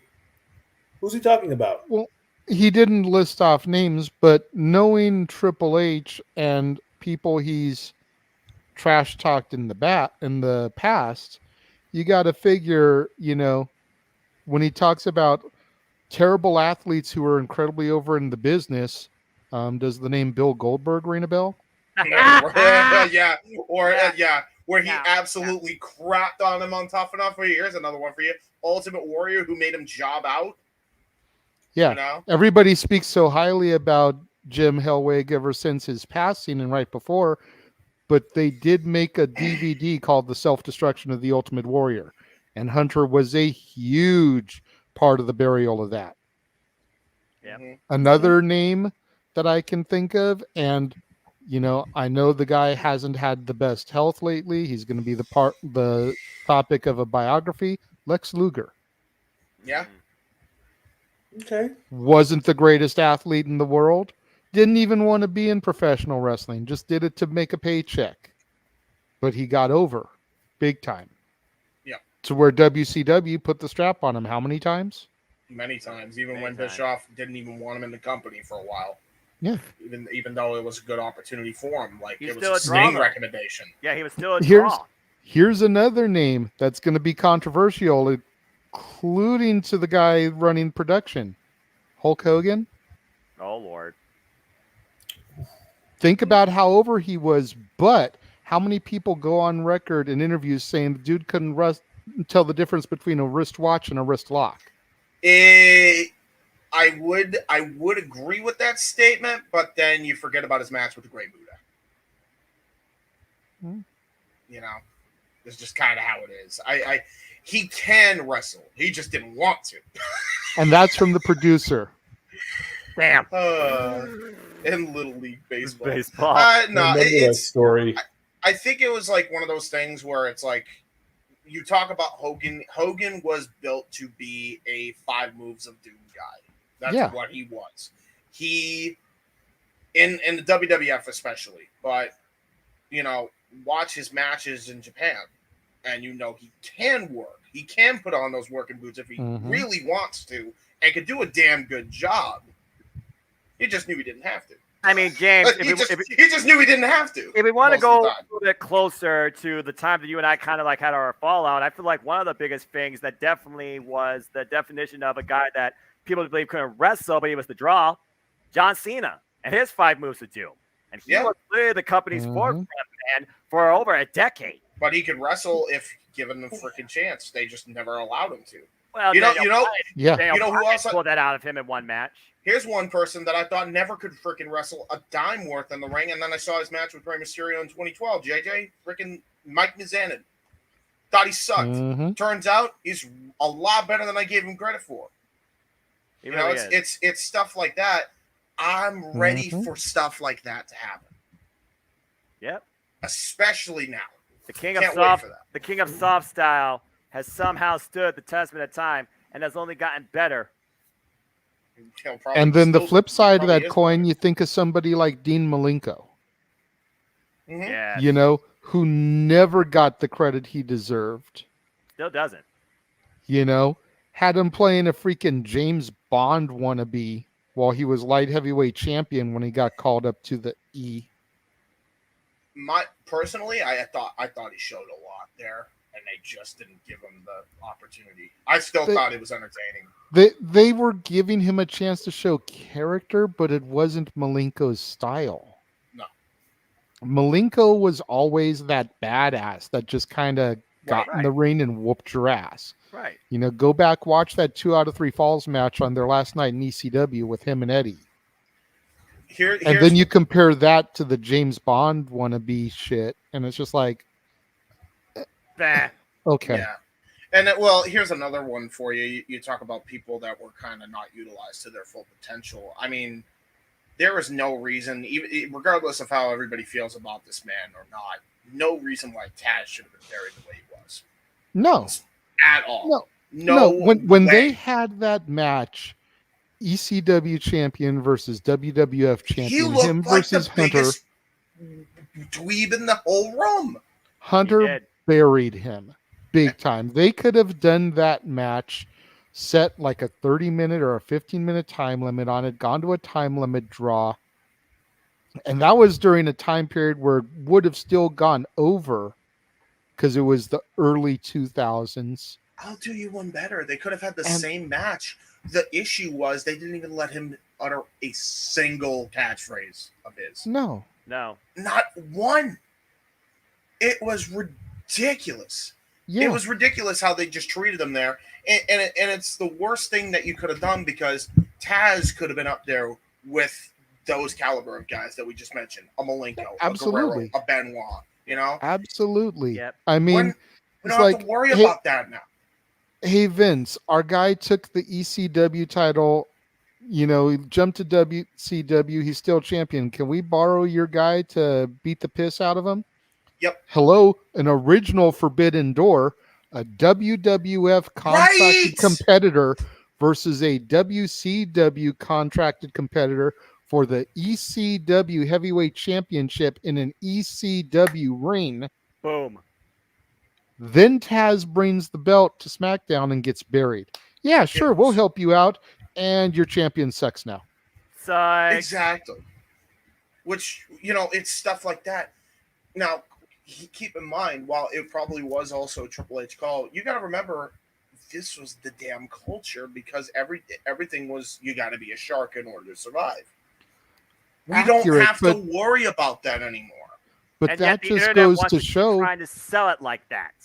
But that just goes to show how long it's been since Vince had his fingers on the pulse of what was really relevant. Because you had an opportunity to take that Forbidden Door match that happened in ECW, then have your ECW World Heavyweight Champion versus the WWF Champion in a WWF ring, and you just bury him. Yeah. You know, since we're so off in the weeds anyway, I'll do you one better. How in the hell, when you had been working with ECW to help win that lawsuit, and you just purchased the rights of WCW, how do you not start the invasion with Cyrus the Virus and TNN? That should have been the starting point of the whole invasion. Would have been good. It was right there. Yeah.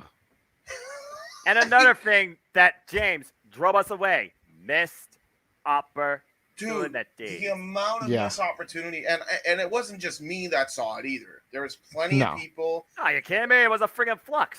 It was ridiculous. Like, everybody's like, well, here's another missed opportunity here. Here's another missed opportunity there. Oh, there goes another one.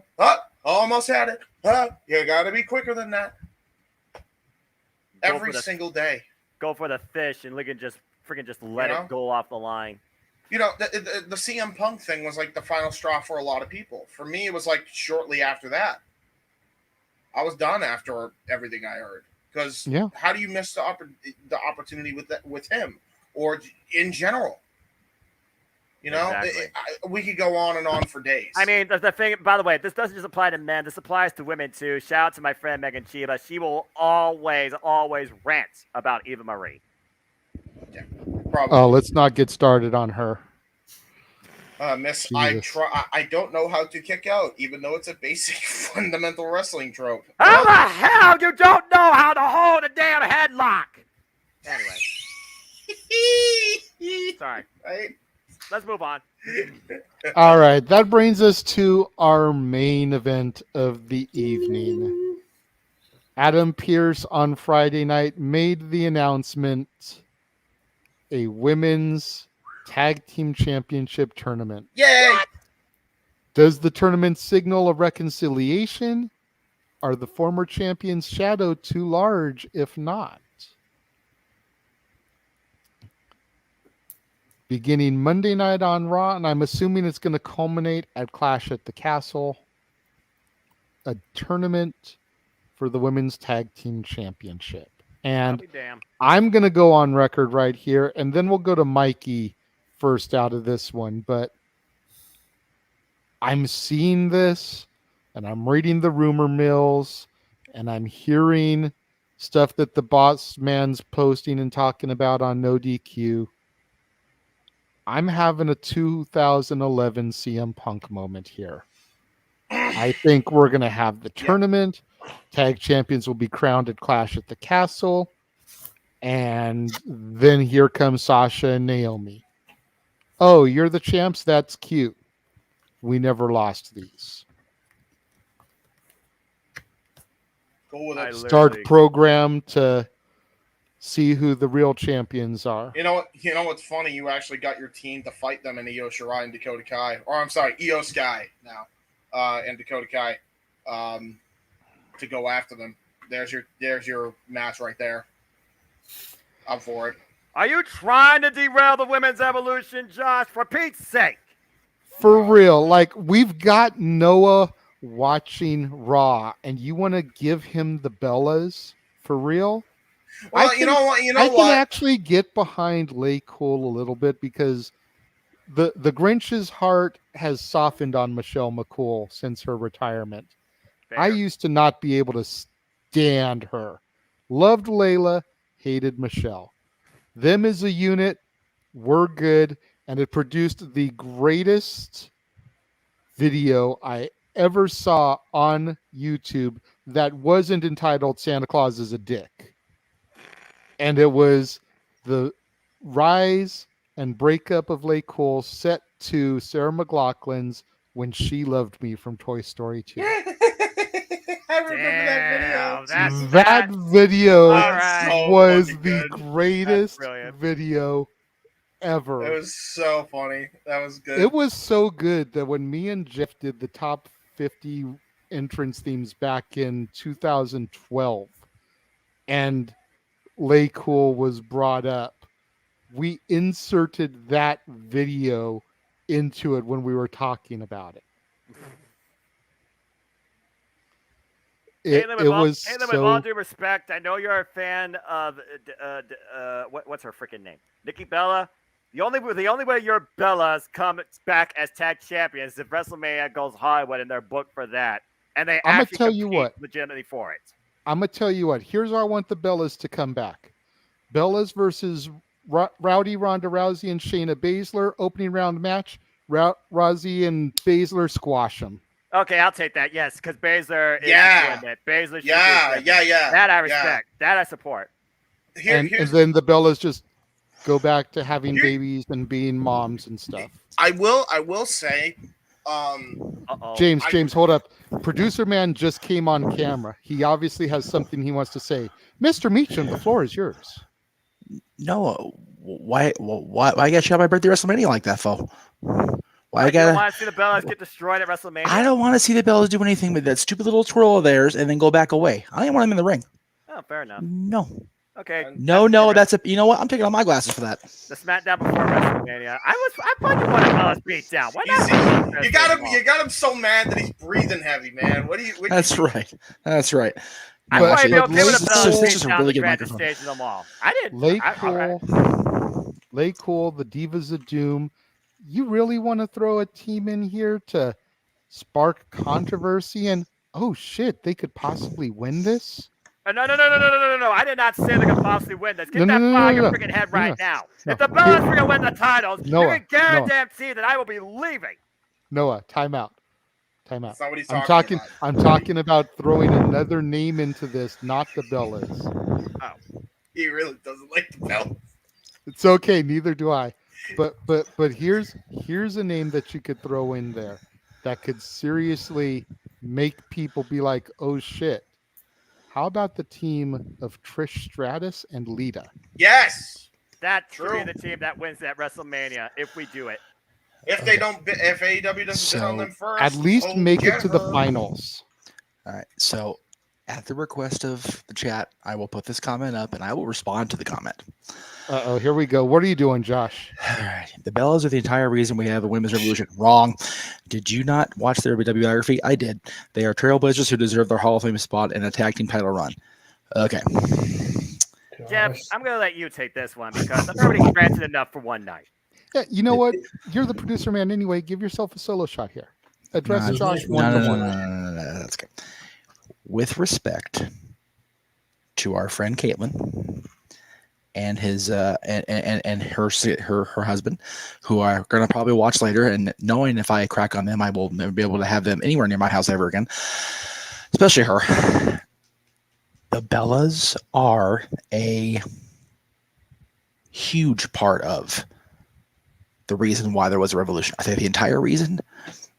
Fuck no. Okay. Not even close. They definitely deserve their place in history. I will even grant that they deserve a Hall of Fame induction because of their impact on the industry. I'll agree. The main thing I have against them coming back at this stage of the game is very simple. Because yes, Josh, I did watch their biography. Nikki's neck, no. Both of them are mamas. Both of them enjoy that. They came back at the Rumble this year. Good for them. Cool, they had their moment. But Nikki even said, night of Rumble. Yeah, I'm good. One and done. Thanks. Okay, bye. So it's not that I have a problem with their spot in history. It's the same reason I have a problem with, Hogan talking about coming back. I have the same reason I have a problem with Vince and his match. Why I even had a little bitty problem in the back of my crazy ginger brain with Flair. Yes, the moment was wonderful, and he got exactly what he needed out of it. You know what? The Bellas had that moment already. You know what? Hogan had that moment already, despite what he'll have you believe. They don't need that. I never got what I wanted out of my retirement, like Flair had. I don't need them back. I don't even need them winning the damn tournament and dropping it to Sasha and Naomi. That is completely counterproductive because they're not going to come back full time. Yeah. If you have them win the tournament and then drop to Sasha and Naomi, all it is put Sasha and Naomi in the category of, they beat the retirees. Good for them. Now, you have them beat Toxic Attraction if they're in the tournament. You have them beat, even if Beth, who is in ungodly good shape right now, if her and Natalya are in the tournament, you have to beat them. Okay, cool. You have them beat Shayna and Ronda, as you mentioned previously, as a haha, but we'll go with it. This tag team tournament, if this is what we're gonna get, where's my damn graphic? Here it is. Okay. If this is the case and we are gonna get Boss and Glow back, cool. That's wonderful. But we need them to be in a tournament with legitimate, not full-time, because there's not that many quality women on the roster at this point.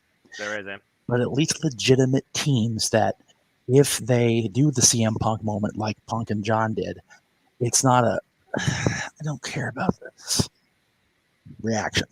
That is the last thing you want, especially at the end of the tournament, especially on a pay-per-view that's been, if you believe the hype, 30 years in the making. Here's another thing we also have to bring up as well. We don't even know if Sasha is even wanted back at this stage because there's still apparently, heat there. We don't know if Triple H is going to bring her back yet. Like, we assume that it might happen. We assume that now that Triple H is at the helm of creative anyway, that he'll make a play to bring them back. But we're just going off of complete speculation at this point. That's all it is, literally. Yeah, I say it all the time. Seeing is believing. And how many legitimate women's believing tag is teams? seen. How many women's tag teams do they actually have? Not many. How many are they actually going to just throw together? Now, I'm confident after what he pulled the last week. Karrion Kross and Scarlett came back. Well, James, I also mentioned you off air, and I even said this to JJ Sunday night. Kross and Scarlett had a skip in their step that I didn't notice when they left. I knew there was more to it than just they were going to have a great match with Harry Smith. That match was super short, and they were way too excited about it. I knew there was something more to it, and not to call myself Nostradamus or anything, but there they were last night. Right. So I'm glad they're back, and yes, Triple H being at the helm will definitely signal change. However, it doesn't matter who's in charge. The bottom line that we all seem to be glossing over in this euphoria of Hunter being in charge of creative and having his team rally around him is that Sasha has walked out more than once because of creative differences. It doesn't mean it was because of just Vince, because as far as I remember, the first time she walked out when her and Bayley lost the titles at WrestleMania, Triple H was like at Vince's side at the creative meeting table. So just because Kross and Scarlett came back, just because we have a lot of cool stuff happening on Mondays and Fridays right now. And yes, Josh, I did see at the convention that she's got the Sasha hair back. Okay, I can go in the hall bathroom right now if my sister wouldn't kill me and dye my hair. That's my hair purple. Doesn't mean I'm going to walk out and be a freaking purple people eater on TV Monday night. I could if I really wanted to, but I'm not going to. Despite the background, which I thought was awesome for JJ's hosting open mic night, by the way, just purple synergy. Love that shit. Anyway, put myself over. Don't mind me. Not good. I want so bad for Mercedes and Trinity to come back. I want so bad for Sasha and Naomi to come back. But I want it to be for the right reasons, and I want it to be stick. I want it to actually be a thing. The fact is, we've got Bayley back, Can't just say that. and we've got Sky and Dakota as a potential team, because it looked to me like Bayley is back, but it seems like she still might be rehabbing or at least not wanting to get back into it, waist deep yet in the ring physically. Thank you, Noel. You're welcome. So let's let Bayley lead Sky and Kai to the finals against a babyface team, and then have the Sasha Naomi moment. And then you have Sasha on one side and Bayley on the other, which is how this whole shit started 4 years ago. Again, what would that be, Jeff?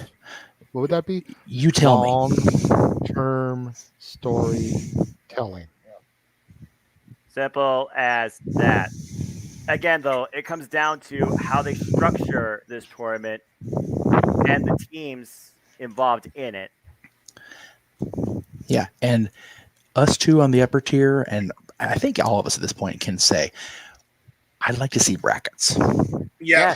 I don't want a WCW Tag Team 1999 tournament, because then I'll be going for a month and a half. I'm sure they'll probably present something to us on Monday. But yeah, I mean, can't even really think of that many teams, even with NXT involvement, unless you bring something out of the woodwork. You can't do Ronda and Shayna right away because Ronda suspended Shayna's number one contender for the SmackDown title. So that's not going to happen for the tournament. No. You know, Beth and Natty, the last time they were seen together, were feuding. So are they going to put them right back together and just automatically, forget about what you saw last? That you can't make a change like that. Here's you've got Toxic Attraction, you've got Sky and Kai. Well, You still need six other teams at least. Well, I was gonna say, I mean, maybe Raquel. Are they still gonna put Raquel in this at all? Like, what's Raquel going on and with who? Raquel? Yeah. Huh? Raquel and who? Raquel and who? Her partners with Sky now. So yeah, that's true. Here's what worries me. They announced this tournament out of nowhere, seemingly, and as you mentioned, JJ, a lot of the majority of the women's tag teams are wrestling on Tuesday nights right now. Why would they have a fatal 4-way tag team championship vacancy filled and pardon the graphic nature of this phrase, but blow their wad on showing off their tag teams if they're going to have a tournament announced 3 nights later? This was very last minute book. This is very much, oh shit, we got to do something because people are freaking out. Mm-hmm. And again, NXT UK, they represent a bracket already of the 8 men involved in the NXT UK Championship Tournament to crown new NXT UK champion, Ila Dragunov, Gitwasun, Umasibar. So again, just hearing this announcement just now from you, I'm like, what? No bracket, no real sense. Doing it just because. So if the story here is just trying to suspension of disbelief that 2 particular people could be coming back to WWE, whether it's for the right reasons or not, or long term is another thing, I'm not for it. And I've said for a moment that the only reason to not put the tag straps back on Toxic Attraction with the Fatal 4-Way is if they were going to be getting called up.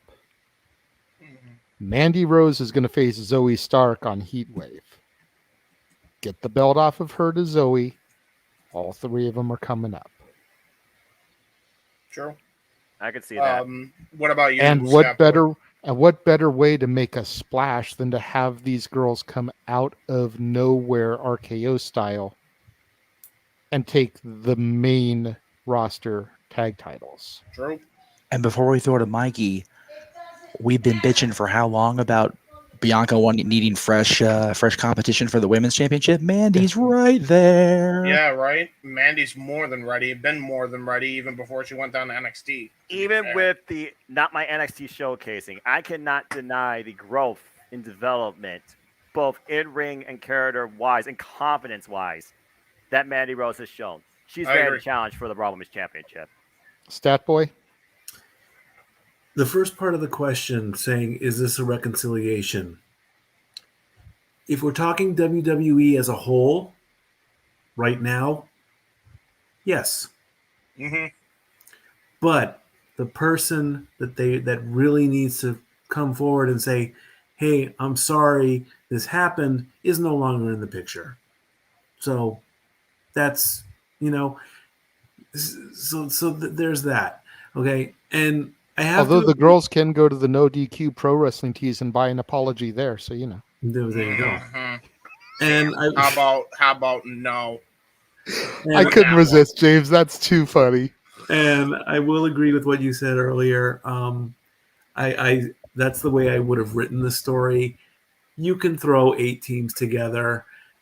You can't go 16 because that'll take too long. Yeah, no. It will, I don't even think they have enough women on the roster to create 16 teams. They don't. Exactly. They don't. Not right now. And like you said, it doesn't matter who wins the tournament. At the end of it, if they decide to come back, because there is an offer on the table of some kind, if the news stories are true that I've read about that, they're going to come out. They're going to say, hey, we never lost the belts. You're not the champs. We are. And then I have a feeling that they're going to just go into their own little pipe bomb. And if this happens on SmackDown and Cole and McAfee are sitting there, one of them, probably Sasha's going to be the one to call out Cole, because Cole was the one all those weeks ago that said, oh, they disrespected the business and they walked out and they did this. Mercedes is going to come out and look at Cole and say, what? Here I am. Say it to my face. Slap the taste out of his mouth. And Cole's not going to say anything. McAfee's going to be there in total shock. He's not going to know what to do. The crowd is going to love it. Triple H is going to say, yes, I did this. Welcome back, ladies. They'll do their thing, and then we'll move on from there. Yeah, you almost have to have the finals of the tournament be either the Raw or the SmackDown prior to the Clash, so that they can have the big blow-off match at the Clash, champion versus champion. That's hilarious. Well said, producer. Say it to my face. And he won't say it. He won't say it. He can't. He'll either be too scared to do it or too smart to do it. Either way, he will not say anything. So much has changed with Michael Cole in the last 10 years. No kidding. That I could see Michael Cole actually getting into Sasha's face and being like, yeah, I said it. What? Wow. That's you've got JJ. You've got to think about the way the fans are reacting to Cole now, though. Like, they are supporting him like crazy. Like, they were popping for him at SummerSlam. Yeah, exactly. What? So for Sasha to come out there and basically have this heelish, my shit don't stink, say it to my face, you know that Cole and McAfee are just going to be like, looking at each other, be like, yeah, we said it. You let the fans down. What? Get your asses in the ring. Prove me wrong. Noah, you're talking about the GD spot that he slipped up on with the tractor at SummerSlam? Was that what you're talking about? No, during the Pat McAfee versus Happy Corbin match. Happy Corbin confronted him. Corbin got like all up in Cole's face, and because Corbin is so over as a heel, people were chanting Michael Cole. Yep. I do think about, though, Michael Cole showing that side of his personality, though, JJ, to a callback back to when NXT was first introduced. There was one particular individual that Michael Cole was very outspoken about, and that was the American Dragon, Daniel Bryan. And we did see that confrontation several times. So he can't do it, but doing it against Sasha nowadays, Pat McAfee as the reactor in the situation, that could be very intriguing to me. Mm-hmm. We got to consider as well that Triple H brought these people back out of nowhere, seemingly. And specifically the big four being Dakota, Io, even though Io was still contracted, but she hadn't been heard of in months, right? Right. You know, those women she had one foot out the door prior, right? Then you had Karrion and Scarlett seemingly out of nowhere as well, and it came back on Friday. As Nostradamus, Jeff Meacham prophesied. I genuinely believe that he's going to bring teams or create teams by hiring women that were released in those initial cuts. I have a very strong feeling he's going to create a division seemingly out of nowhere in the next 2 to 3 weeks. So I don't think it's one of those things where normally I would be concerned because this is so last minute, but if the last week is anything to go by, we could have a tag team division as soon as 2 weeks from now. Bold claim, considering that Triple H is, for all we know, he might literally have been working on this behind the scenes and hoping one day to bring it to fruition.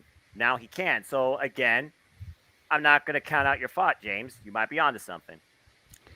I think the best way to pull that off is if they only did one match for this tournament each week or each show, like on Raw and SmackDown, only one match per show. Yes. Yep. That way you give a little bit more time for the suspense of who else is going to be in. Mm-hmm. Cruiserweight Classic it, but Right. but also slowly reveal names, kind of similar to educate us Yeah. on who's actually in this. Why are they a team? What brought them together? It seems this isn't no mixed match tag team challenge that you set up out of the blue. That was just more so for, let's be honest, comedic purposes, which it was. Mm-hmm. You're trying to build something serious here. You're trying to bring a focus back to women's tag team wrestling. Damn it. Damn it. But I digress. Buy the shirt.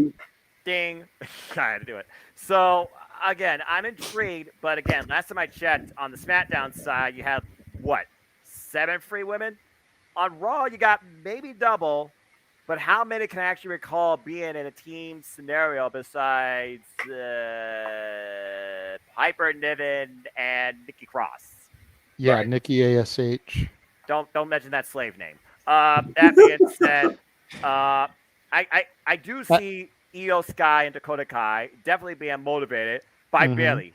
Shades of Absolution, but Paige led with Sonya Deville and Mandy Rose, who are involved, of course, in the Tag Team Championship Elimination Chamber. Again, I cut them with highlights. Drop in Nikki is definitely a prospective team. I know how you are with the slave names. Jeff used to be the same way when it came to certain people's names. Anyway. So I get it. Some of them I don't recall their original names. You've got to keep in mind when I came into things. Fair enough. So I only know them as Dewdrop is Nikki I'm not ASH. holding that against you. I'm just I know you're not, reacting bro. as the fan in me who watched NXT UK in its Yes. glory, and watched NXT when it was my NXT. But I digress. When it was your world. The daggone right, it was my world, and I want it back. But anyway, Got to get some kind of favorable reference in for him. Jeff's been how many shitting on references him we in gonna the get chat tonight room all before we're day. out here? All right, just saying. I mean, Alexa Bliss and now Asuka. He gone. Shit. Well. All right, fuck it, whatever. Anyway. It's all going. It's all going. I don't walk off. We go to here, we die. Okay. Well, just I gonna had keep to, moving. Jeff. Way to live the gimmick. I mean, I can step out and take my leave, and you guys can finish the show. Because I mean, I'm out of Mountain Dew, We're, so I don't know we're how much wrapping longer I up anyways, Mike. Yeah, It's this is all pretty good. much the ending topic, isn't it? Yeah, Yeah, it but is. bottom line, this feels like last minute booking on the surface. Yeah. But Triple H, I definitely feel that on the surface. Yeah. But Triple H is not a guy to do that. True. We're gonna see what Monday brings and go from there. Exactly. Josh, this may be my last broadcast from this channel, but damn it, I still got the review. Enjoy. Enjoy. Real quick. But anyways, before we end the program, can we get that little meme that I sent in the chat, because I think it's funny and I think it deserves a little bit of acknowledgement because it's great comedic timing. That would be a Jeff thing. And by the way, Jeff, last 'Cause comment, perfect he's sum it up. he's controlling that. So Jeff, the man with a plan. It's the at the cheap pop who created the meme. So if you could. Oh, good lord, freaking memes. James, why? Oh, did I? Are you serious? Did I send? That was meant to go to the group chat. Okay, What? it is in the group chat. Oh, I don't know. Daniel Mega exists. Jim Cornette. There you go. That Perfect. actually is very accurate. Yeah. Dude, that was so good. That's the by level of way. like angry Ms. Girl. Bro, that was so good. That double team of the Undisputed Elite and the kid crying, that was nuts. Daddy, why That is was this crazy. That was crazy good. You all, everybody, go out of your way to check that out because that was really good. That was like that was some that was old school shades stuff. of shades of Izzy reacting to Bailey getting obliterated by freaking Sasha, and Sasha going straight up in Izzy's face. Agreed. All right, so that handles things for the topics tonight. We're now going to go around the room and we're going to do the plugs. Mikey, don't worry about your plug because the graphic and all that is worked into my shill and everything that Jeff put together. So, James, go ahead and do your plugs. So we got a couple things coming up. As far as I know, JJ and I will be on Owen Finch's channel, Wrestling Fortune 44, for a retro wrestling review series covering SummerSlam 2012. That will be damn souls. Yeah, that will be on the channel on Thursday. Probably premiering at around 3 p.m. Eastern. Don't know what that is in Pacific, but that's when it will be premiering. We will be recording that this weekend.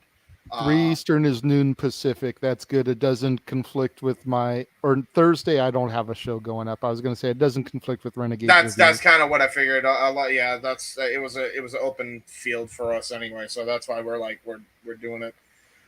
Definitely. We're gonna be reviewing that, which is funny because the whole idea was we've already reviewed 1992, 2002, and this is 2012, which JJ is gonna be with us for that. We also have Stable Wars, which is a Button Mashers exclusive on Casey's channel, which has been going swimmingly so far. Very, very fun. Where we've been using a Super Smash Brothers mod called Project MEX Remix, which is basically just Super Smash Brothers on crack. So go check that out if you're interested in that. We will be having another episode. This time it will be a tag team battle. It will be Kuzan and Nikos, Kuzan and Michael X versus myself and Nikos. So that will be on the docket on that channel.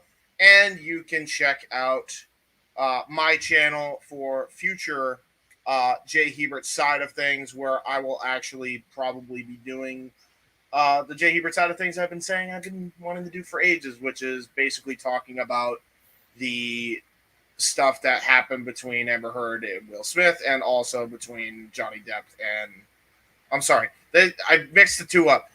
Jada Pinkett and Will Smith. But Amber Heard and that thing. Sorry, my brain. No worries, dude. It's all good. That's what's coming out as of right now. I just haven't been able to make the graphics for it. So there you go. Perfect. Sounds like a lot of stuff. I look forward to convening with you tomorrow. Lord, you're crazy. And filming the SummerSlam 2012 review. Indeed. Yeah, I was there for that, so it's going to be cool to go back and discuss it in hindsight. I did rewatch it, and it almost put me back to sleep. So, it was a tough one. It's one of those things where it was cool in the minute because you're live and it's exciting and you got the crowd and everything. And Stat Boy was there with me. And then you go back and you rewatch it and it's just like, It happens. Quick plug for Josh Mansfield. The Cleveland combatant, as Noah nicknamed him, he writes columns on NoDQ and lurks in the comments, botching other people's introductions, causing mischief and chaos. He has no t-shirts for you to go buy, but he thinks we all rock. Thank you, Josh. 100%. Appreciate you, brother. I'm going to go ahead and go next and take care of mine and Mikey's shills, as well as producers, man, and Noah. We'll let you close things out with your simple exit. Okay. We got a lot of stuff coming up this week on the Casa D18 Studios Channel. Renegades reviews. We've got Maverick coming up tomorrow, 2 p.m. start time.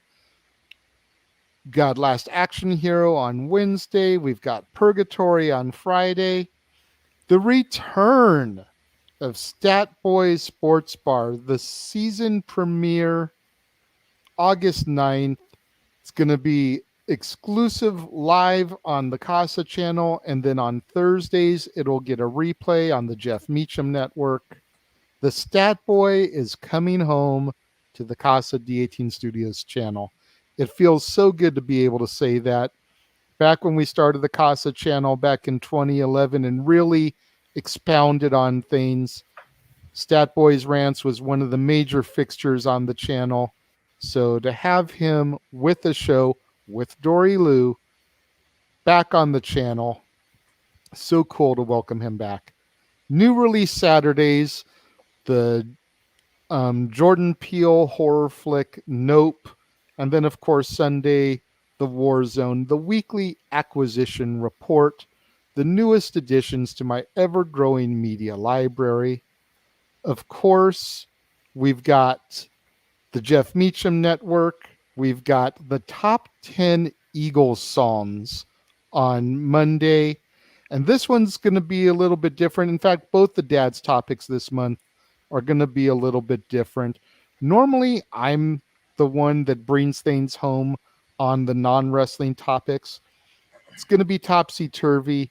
Jeff is going to be the one to bring things home for this one because the Eagles are his all-time favorite band. So he's going to be digging into and giving you 10 songs that are a little bit more deep cuts. He's really going to have to think because he knows my knowledge of the Eagles is more or less limited to their greatest hits. So he knows that's the stuff I'm going to be bringing and hitting the crowd with. So he's got to put the old brain to work. But it's going to be so cool to have him speak about his favorite band passionately. Of course, you've got the flag. Oh, excuse me. We've got Ask the Dads every other Monday, the 15th and the 29th on the Casa channel. You got the flagship. Okay. Bots? Botch. Big bots. That's the biggie bot. God damn it, Jay. I try to go in the order of the days of the week, and you hopping all around the month, but it's all good. Just throw it back up. This and dude is about storytelling the way it's supposed to be story. He's not telling a story. Because I don't know your story. Oh no! Someone did not. Story. Someone did not. Here's a Throw the story. picture back up. Ginger Jeffy. Anyway, The other dad's topic we've got this month, SummerSlam title changes. This one is also going to be flip-flopped. Normally, Jeff is the one that brings things home, but because it is on my birthday, I'm going to be the one to bring things home. I have 16 title changes that I've got to whittle down to my 10 before we go live.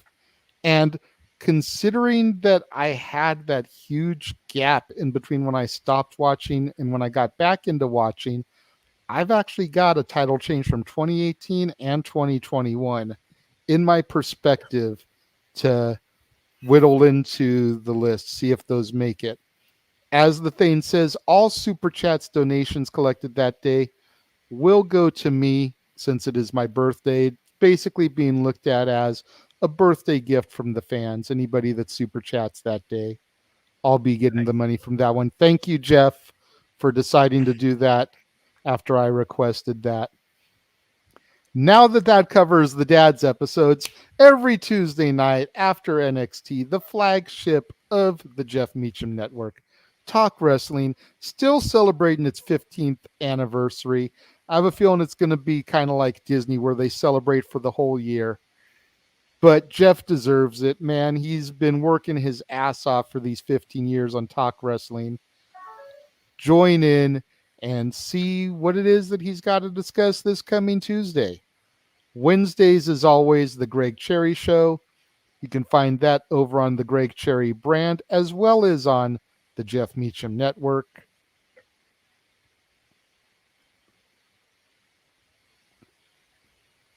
Dead air. What's next, Jeff?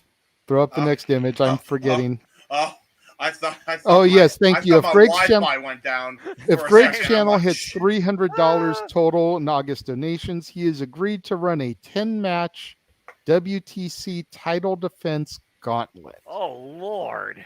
Yes, that should be very interesting. I'm sure Mr. Mansfield, who is a huge Greg Cherry mark, will try to help him get to that goal. And then the end of the month, NWA 74, August 27th and 28th.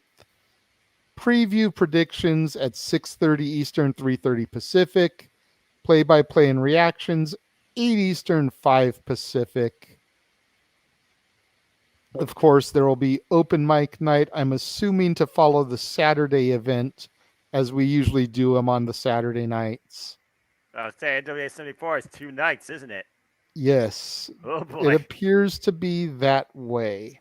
Oh, boy. Get ready. Make sure that there's nothing else that I needed to touch on. Oh, before Noah sends us out of here, special congratulations to Cassie Lee and Sean Spears, who are expecting their first child. The Jeff Meacham Network Multiverse of Media sends its congratulations to the couple. Now that's There's that right there. inspirational.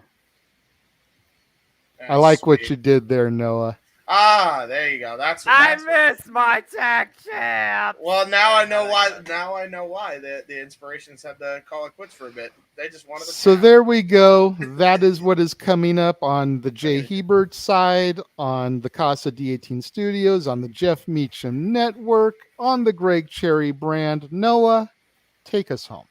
Well, first off, Jeff, always happy to be here. Thanks for stopping by in the chat, brother. Look forward to collaborating with you again, either on review or predictions. Shit, let's charge you for a title. Let's freaking go. But I digress. Have a good night. Folks, you want to know more about me? Know this. I am just a simple man and a lifelong fan of, what's the word I'm looking for? Oh, yeah. Professional wrestling! Damn it! But Buy the shirt. Yes. Find me on Instagram, Twitter, and YouTube, and in Foster1916 for all fans of wrestling. Shout out, of course, to our ATW family on Twitter, James. Coming up this week, I will be doing another, as I'm simply calling them now, Siplin Predicting video. It'll be me and Jerry Emergence, I imagine, the simple and powerful duo. Bringing you pre predictions this Friday night, 5 p.m. Eastern Standard Time, live on my simple YouTube channel for Impact Wrestling's Emergence. He already covered that's coming up later this month. We will be covering NWA 74 in full right here on the Jeff Meacham Network Multiverse of channels. And there might be an open mic night too. Stay tuned for more AEW recap and reviews, courtesy of me and who I could get along to tab with me too on the Daily Slam for the upcoming Dynamite, but also just done AEW Rampage and Battle of the Belts too. And we'll see if my schedule allows me to take part in a NoDQ review. But again, time is everything, and my work life controls most of that too.